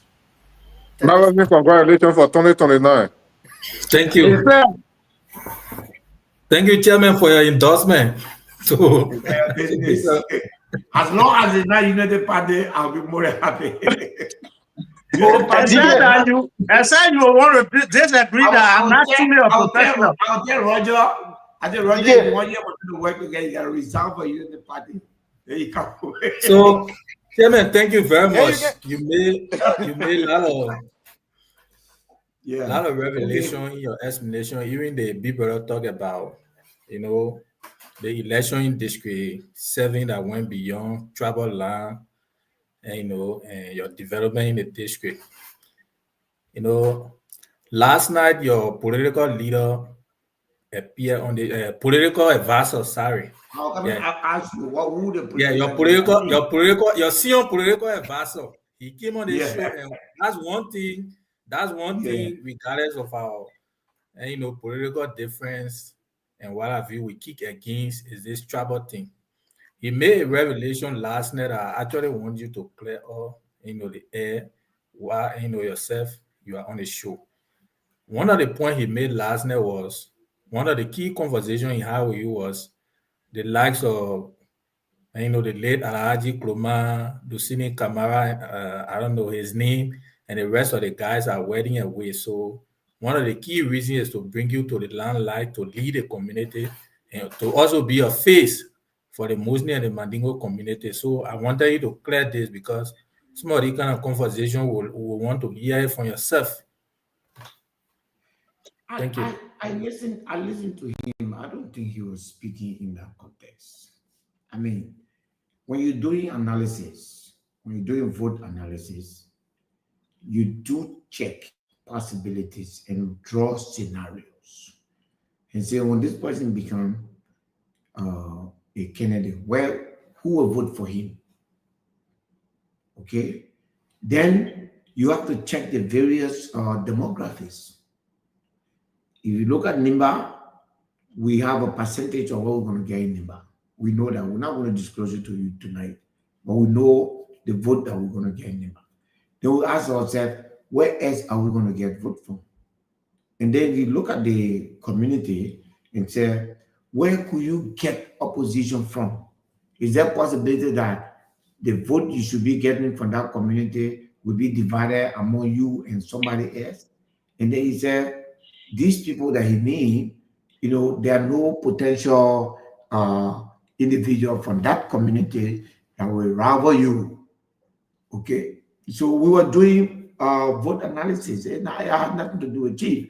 I was elected in a district. I had less than 5% of members of my own tribe. Okay, my person said, District 7 has set up an example that is going to take me to Liberia. You cannot reject me now in Liberia because I'm a Mandingo man. You cannot reject me in Liberia now because I'm a Muslim. You have to reject me because my policies are bad or my records are bad or I have nothing to prove. Because Nimba County District 7 has cast that evil out of our politics. They've proven that in Liberia, you can choose a leader irrespective of their tribe, and that leader can perform irrespective of his tribe. So that issue, the election of Musa Bede District 7 has answered a lot of questions in this country. And that's one of them. And so all I need to do to win the presidency of Liberia is to replicate what I did in District 7 in the whole country. People will come to vote for the CMC. Watch it. If you have a party in Nimba, no party will come from Nimba that will be more popular outside of Nimba County than CMC. Watch it. Thank you. Thank you so much. And we'll have vote across the country. Only CMC want to do that. Thank you very much, Honorable Musa Hassan Belete. Thank you for being here tonight. In 30 seconds, give us your parting comment. No, thank you to everybody. Everybody, no insult here tonight. We discuss our differences. The rescue men here, they try, and we reverse, we repulse all the attack, and we are happy. Chris, I appreciate your support, and believe me, I appreciate Shadrach. Thank you for all of the support. Bobby, Mafisi, I'll call Printer's name last, and Clebo. Thank you, Mr. Host. Believe me, you won my admiration tonight.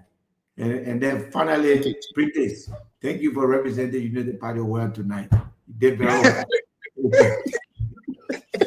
I see you guys. Thank you. Thank you too. Yeah.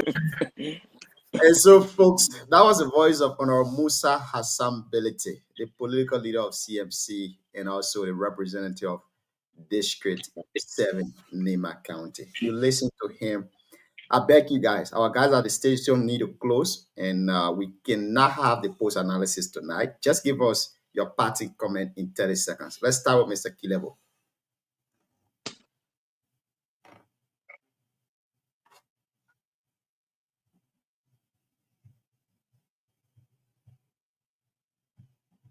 Mr. Kilebo, you are muted. All right, so I'm sorry. I was doing something. I was trying to write something. Great show, and I will repeat myself. Junior, keep on a very good job. You coming on, and I think maybe in 5 years you might be counted among the top talk show hosts in Liberia, probably in West Africa. I think you're growing. I watch you. Keep that up. I don't know why it's a background academically. I don't know what you do. But I think this seems to be like your passion. So keep it up. You're a very young person. And I have more than 15 years experience teaching.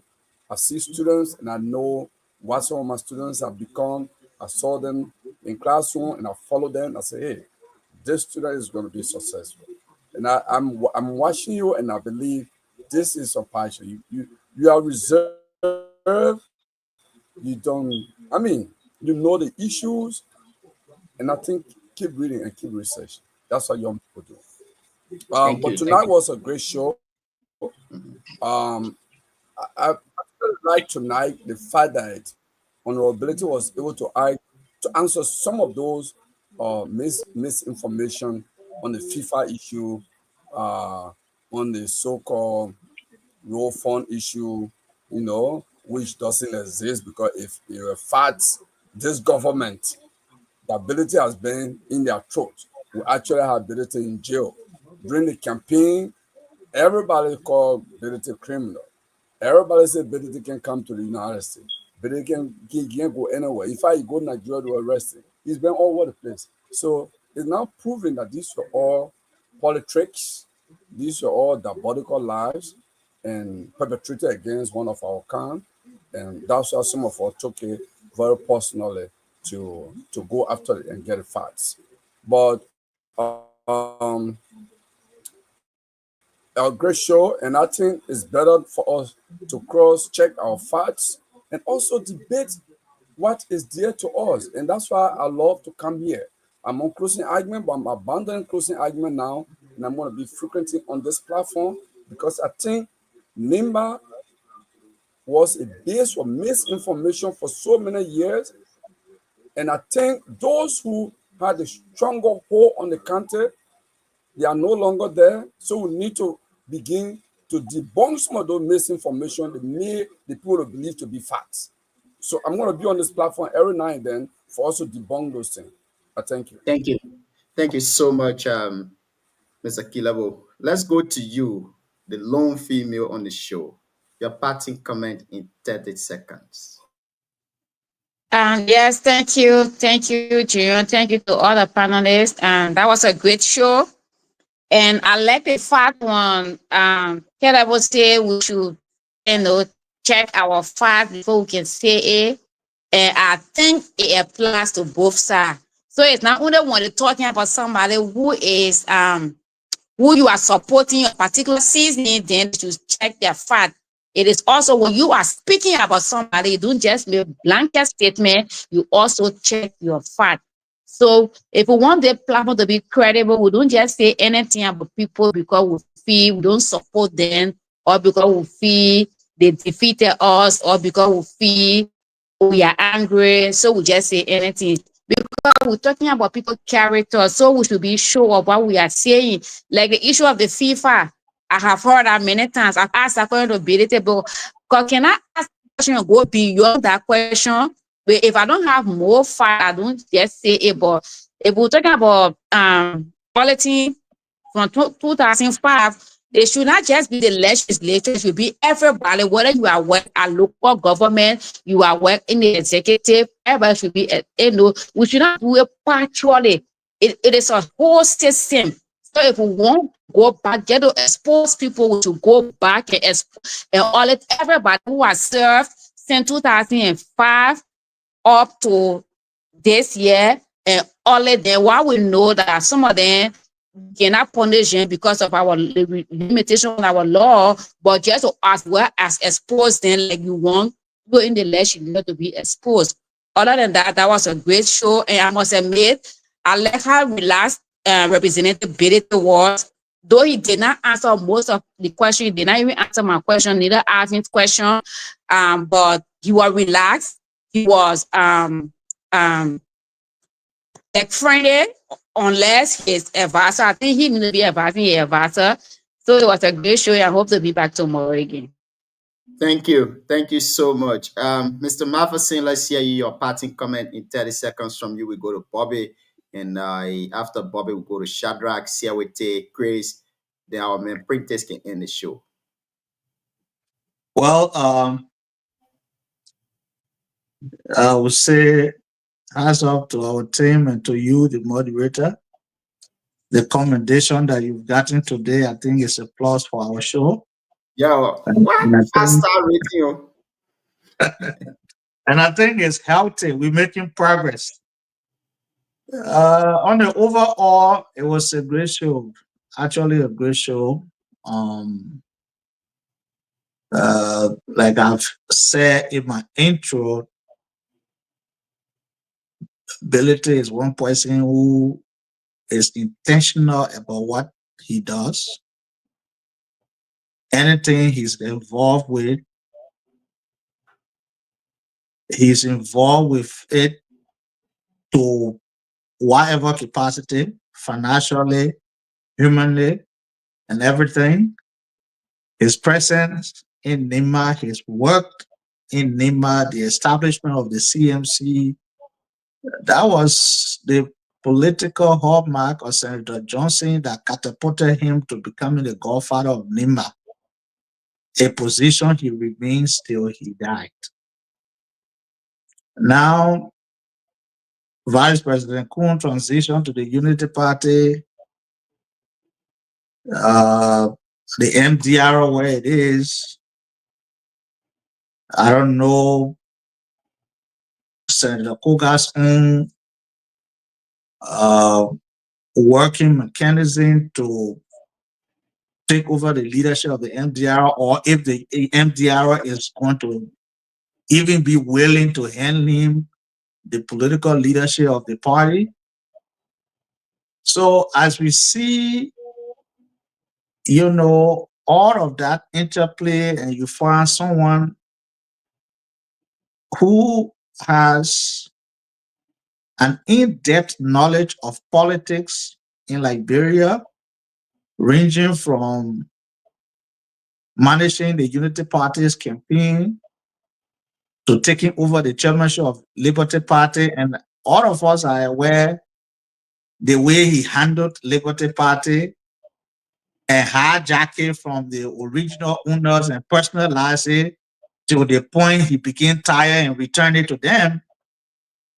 That will signal to you, especially those of us who are members of the Unity Party, whoever that we can speak with, wherever our influence can go, the onus is now on us to caution our party to treat NIMA as a special project, an attempt to fail on making NIMA a special project, and to continue to see the way power is being positioned in Liberia of today. I will tell you for a fact that the involvement of Belete and his CMC will injure NIMA for Unity Party in 2029. Thank you. Thank you. And once that happens, I don't see Belete in a run-up coming to Unity Party. So the youth chair is here, good. Lorena says she's an in-law to the vice president. She's also here and part of the show. I think we have to reach out to the authority of our party and let them see NIMA, because NIMA was the only deciding force that delivered presidency to Joe Walker. NIMA minus 2022. Thank you. I think your brother-in-law. I didn't link you to our party. Thank you. Oh, thank you. okay. We won several elections without you, so we're not looking for membership. Thank you, Mr. Mavasi. And I think why I join your party for, because you're like entitlement, you're like a brand. Why when I join your party for? Lorena made a comment. Lorena, I was trying to go to CMC and come to Unity Party just because you're bragging. Thank you. Let's hear you, Mr. Bobby.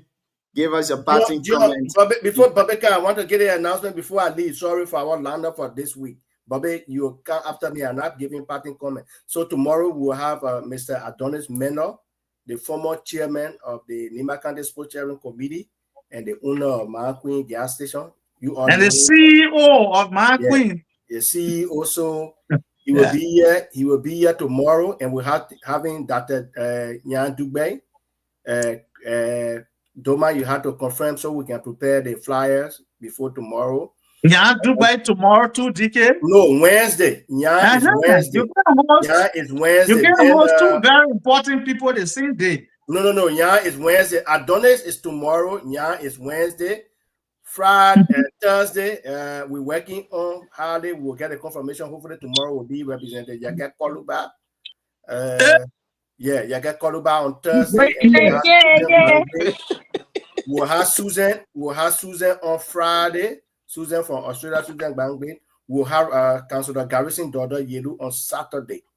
So after that, Sunday, they do it up to Saturday. And Yeah. Door is good to come. So that's it. Thank you. I see you guys. Let's take our time to close. Do well. The way they praise everybody. I'll be a partners on the show. When Garrison appear, I'll be here. You see that? You might get all the radical people when they come. I thought you can come. So thank you. I was Bobby. wanting to them. My was talking Coming to you, please, I beg you. Don't hear reset before reset period. You need to just praise you that while you are here. And leave with me. I'm not going to bring you. Thank you. People can come and be radical on Garrison. Don't go there. He will back you up very good. Radical people. You know, can I Mr. Gonglo is on the show to back every anti-government forces that will come. Yeah, anything again, you need a party. Yeah, Bobby, let's say your party. He's the supporting arm of every anti-UP. The Phillies are the most what is the people in Liberia. It is today. Today, I know the other guys have to speak. Where we are today, we are where we are today because of the poor performance, the poor governing philosophy on Unity Party and CDC. That's why we are where we are today. Thank you. Thank you. But you also Let's put hear that you. CDC 2023. Mama, bring this, I beg you now. Bring the link and I will go to Bobby. Other than that, you will be on the piece. Even 2017. When they lead the old man, lead Kerebo, Musa came from America and they take Kerebo to be the chief consultant. I will never join. So, yeah, John, thank you very much. Thank you for your patience. Thank you for the time. Thank you for the hard work you put into this platform. Like we always say at the back behind, whatever you do, it will pay you tomorrow. Everybody coming, the starting part can be very tough, but we all getting there gradually. So thank you very much. The show was good. It was nice. And I appreciate Honorability for his kindness. He was very kind to this show. He was polite. He was, he presents himself, as a leader.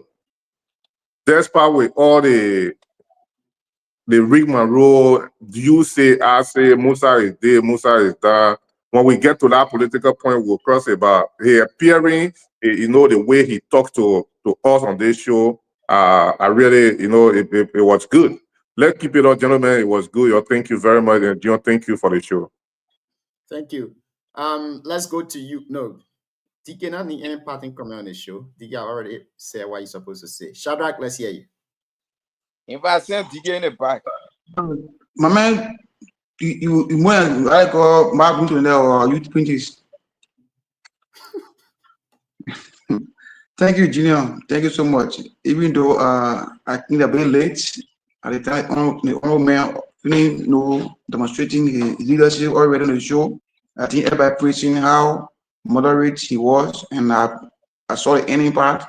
So yeah, my man, we just pray for the best for Nima. We all pray that there should be a direction where Nima will be, Nima will benefit what they've been giving to other people.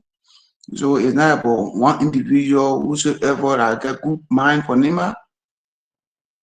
And Nima will see that way, that will be okay.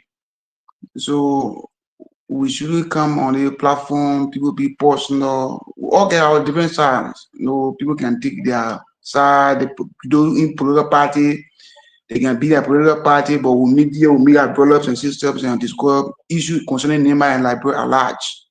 So I enjoyed the deliberation and how he was composed and answer every question that was asked. He may not be 100% answering the question, but at least he positioned himself as a leader to respond to everybody concerned. So that was good. Lorena said, I think he needs to be advisor to a political advisor because he composed, well experienced, and speak clearly issues than someone who will advise him. Listen, to be real, you can start a thing with Armstrong. And when Armstrong come back for you, and then I will say, oh, Jimmy. When go back come back for you, he don't wait. You will say, I want to turn this way again. Leading political advisor. You only our doctor before you lead the show again. You only our doctor. The issue The is that he want to talk again.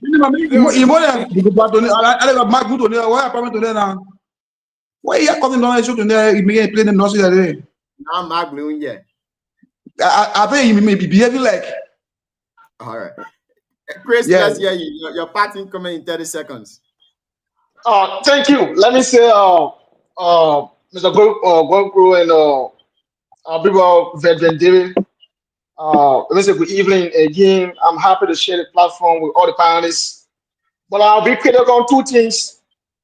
One have to do with honorability, what you spoke about NIMA unity. I've been one of those who have been on media when the caucus of NIMA disappointed the NIMA people by voting against honorability. I've been one of those who've been very focused on it. And I said the NIMA unity should not be able to give a manner. It should go caucus. So again, what we said yesterday, I've seen other people trying to reason with us now. And my next point have to do with that look at the political issue in NIMA. I think that as a son of NIMA, I think when you above 35, you had a right to associate with any political parties or for your own political parties. So I don't think that honorability for any political party it should be issued in NIMA that people from the rescue team should be attacking or going after him. I think the wrong direction as well, Veteran David just spoke about. If you look at the political arena now in NIMA, MDR was the only political party that is situated that will decide. Who is the face of NDR now? Who have clustered with the party? Who is the face of NDR? On the VP now, I don't think you group up will see what happened in the 5. If that's continuous. No, I'm coming. I'm not serious. I'm just making a point. If that continues to 2029, it will put on a better position in NIMBA because you're going to do caucus or do the political election. So the rescue team in the MDR, they have to go back indoor. What the pre yesterday to us is different thing happening today. Local country, I don't have 159 deputy ministers. How many NIMA have? Are they cheating on us at all? If this continues to be a very bad result of the party in the rescue team to now. Thank you. Thank you. Excuse me, Junior. Now we're going out of time. Yeah, no, I'm not. Please, when everyone is done with their parting comment, I want to say something that has to do with what happened on the show last night, especially so that Mark is on the show now. Please, it has to do with the show, and I have to say it. We will discuss that. We discuss it in-house. Printers, your parting comment in 30 seconds. I beg you. Your leader, woman. Thank you. Junior, as a brother, we have had a very colorful show tonight, and yes, I know some of the questions were attempted, and some weren't so clear. Like the question that I asked, my second to the last question to honorability about when he got the lease agreement at the MPA, because I'm getting information that it was somewhere around the same time that he served as the director of the board director there. So it also brings in the issue of conflict of interest, and at least he was not able to deny that he's so bitter with the government because he was the China Union tank that he used, which he earned at least $1 million from every month without giving the people of Maserati anything in return. Was taken and the government would run it, and people, ordinary people who supposed to benefit. And just the FIFA issue, because I heard Mr. Gonglo talk about it. Mr. Gonglo, I think some of the institutions that do not go through legal process. Let me ask you this question. I beg you, as a UPist, with the way this government is proceeding, carrying 23 cabinet ministers to Japan, and you having U.S. senator currently in Liberia, no leadership to receive them. Aren't you bitter with this government? No. Diplomats, that one, it could be a discussion for different day. We're not discussing that tonight. So if there's a senator coming You to said no time meet within like different questions. they make arrangements. They make arrangements. So on the FIFA, real quick, real quick. I heard it's good that Mr. Gonglo is saying, and I want to support his argument though, that we combat fake information, misinformation, and disinformation should have no place in our society. So, however, we come back to the, his own analysis of the situation regarding the FIFA. The internet is very accessible, wherein Mr. Benedict and his team even filed in an appeal to the FIFA Code of Arbitration, yet the rule, in fact, before the Grievance and Ethics Committee, and the ruling from the FIFA Code of Arbitration was upheld. And based on that, honorability was found. And he was banned from all FIFA activity for 10 years. So when we come on this kind of platform, they'll be concise and very accurate with our information. Thank you. What is the different thing I say? If you want to debate this issue, let John arrange a forum and you must go into it. I made a statement based on the US. I love that. You see, Printers, Printers, are you ready to go into the debate? I'll be open. Open debate for Printer and the people for one reason. That will be on total grudge respect to the man. Have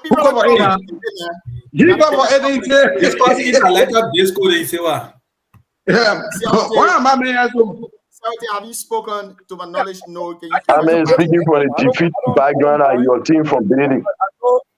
See, I will take a parting comment in 30 seconds, Chief.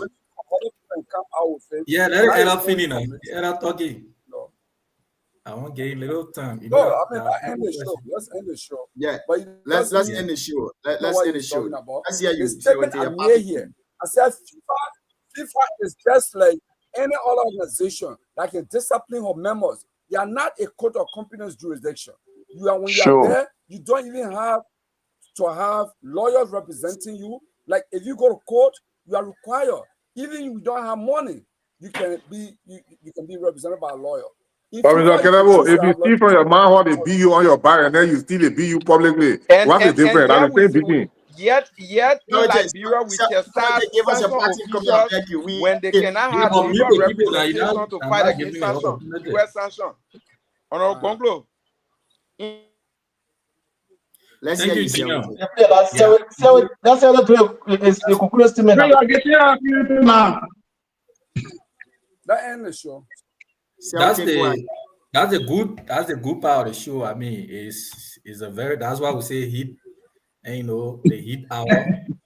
Yeah, it's hard there, but not confrontation. It's a good show tonight, and I'll let to conclude by, the issue of this FIFA. We are not just speaking from the blue sky. This thing, if you even go, the report that came July 24th. 2019, the report is clear that the Honorable was banned from FIFA. He was investigated by the Grievance Committee. And those charges were there. Conflict of interest, the misappropriation, and all of that. Now, so to me, it's now an allegation. The report is there. FIFA made a report very clear. Now, going to the issue of NIMBA, where people are asking regarding the lawmakers' support. Sometimes the House of Representatives or the legislature is a political theater. One thing you need to understand, the same honorability did not also let the public or the audience to know that the lawmakers also supported him when he was contesting. The same NIMBA unity, he played when they supported him to be deputy speaker. He did not say it yet. And another thing I want to bring to your attention is that honorability had a side to support. The lawmakers from NIMBA also had a side to support. The first time the NIMBA unity played. So nobody should come and play with the minds of our people as if, and the people, they are not. Those are responsible people. They make decisions on the basis of how they believe in their institution. They make decisions as a political person who was elected, and they made decisions. So if somebody come and say, oh, they regretted that moment, to me, the people made a decision on the basis of the institution they represented. For the first time, he did not say the unity, how they call it, the unity of Nima did not play. So, these are deceptions. Let me clear too. So, it was a good show. Sometimes when we come to this space, let's say the truth into, to the public to believe. So, it's always a platform to exchange ideas. And Mr. Gongo, we also expect you to be here. It's a pleasure to be on the platform. The last time you left, you are coming back today. So anyway, to conclude, Jim, the old man also talk about people providing facts. I think he one person too that is not doing justice to the public, because most times he come and he don't provide information that is guided by fact. You just can't, Jeremiah couldn't get it well, he's not prove it. There's no other report that implicated the vice president. So he don't have facts to that. So he also need to do a fact check and provide to the public. That's how I'll conclude. Thank you. Thank you.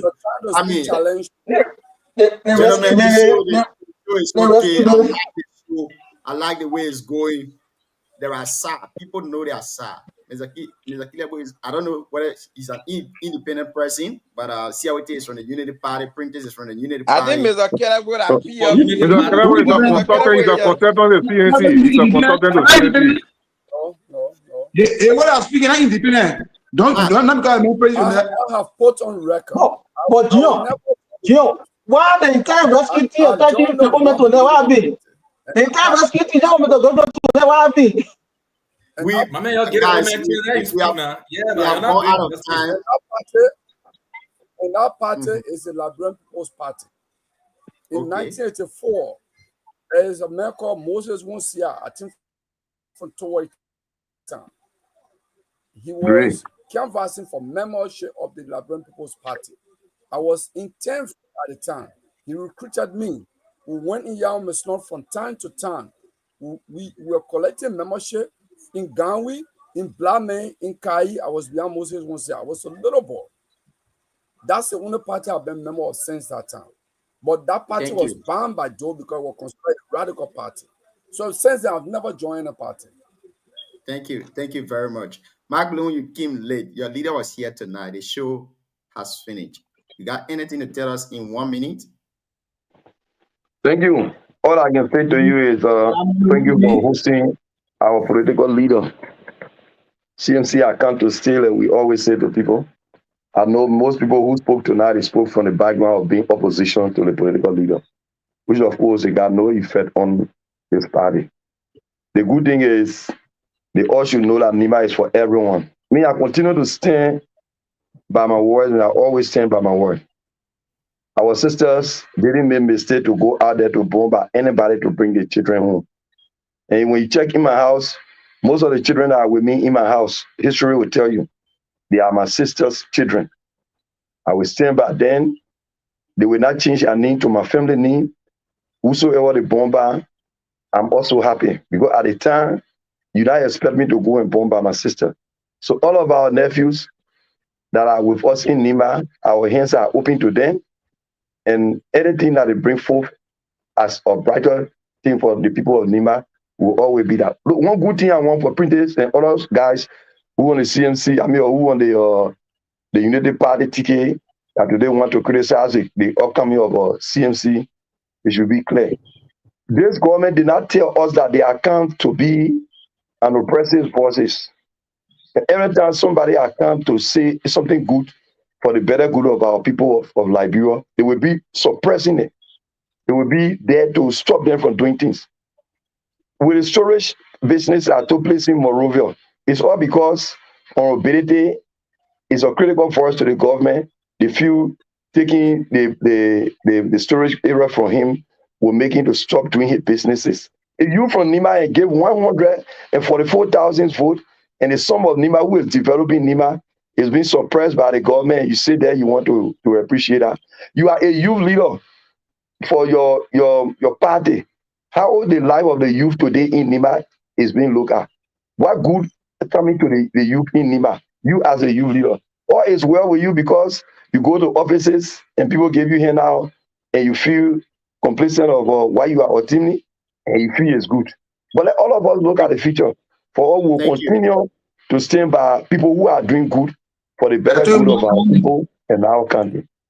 Thank you. Thank you All I guys can so say much. to you is, even though they never agree, but any of us to appear on the show, wow, political leader was there, which it was good. But it's good. So, I was here for our political leader. I was here. All right, thank you. But all we can tell you is CNC will follow the tighting in the tighting district that was created.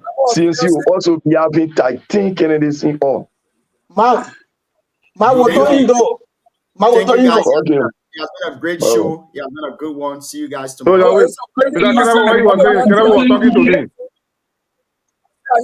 CMC.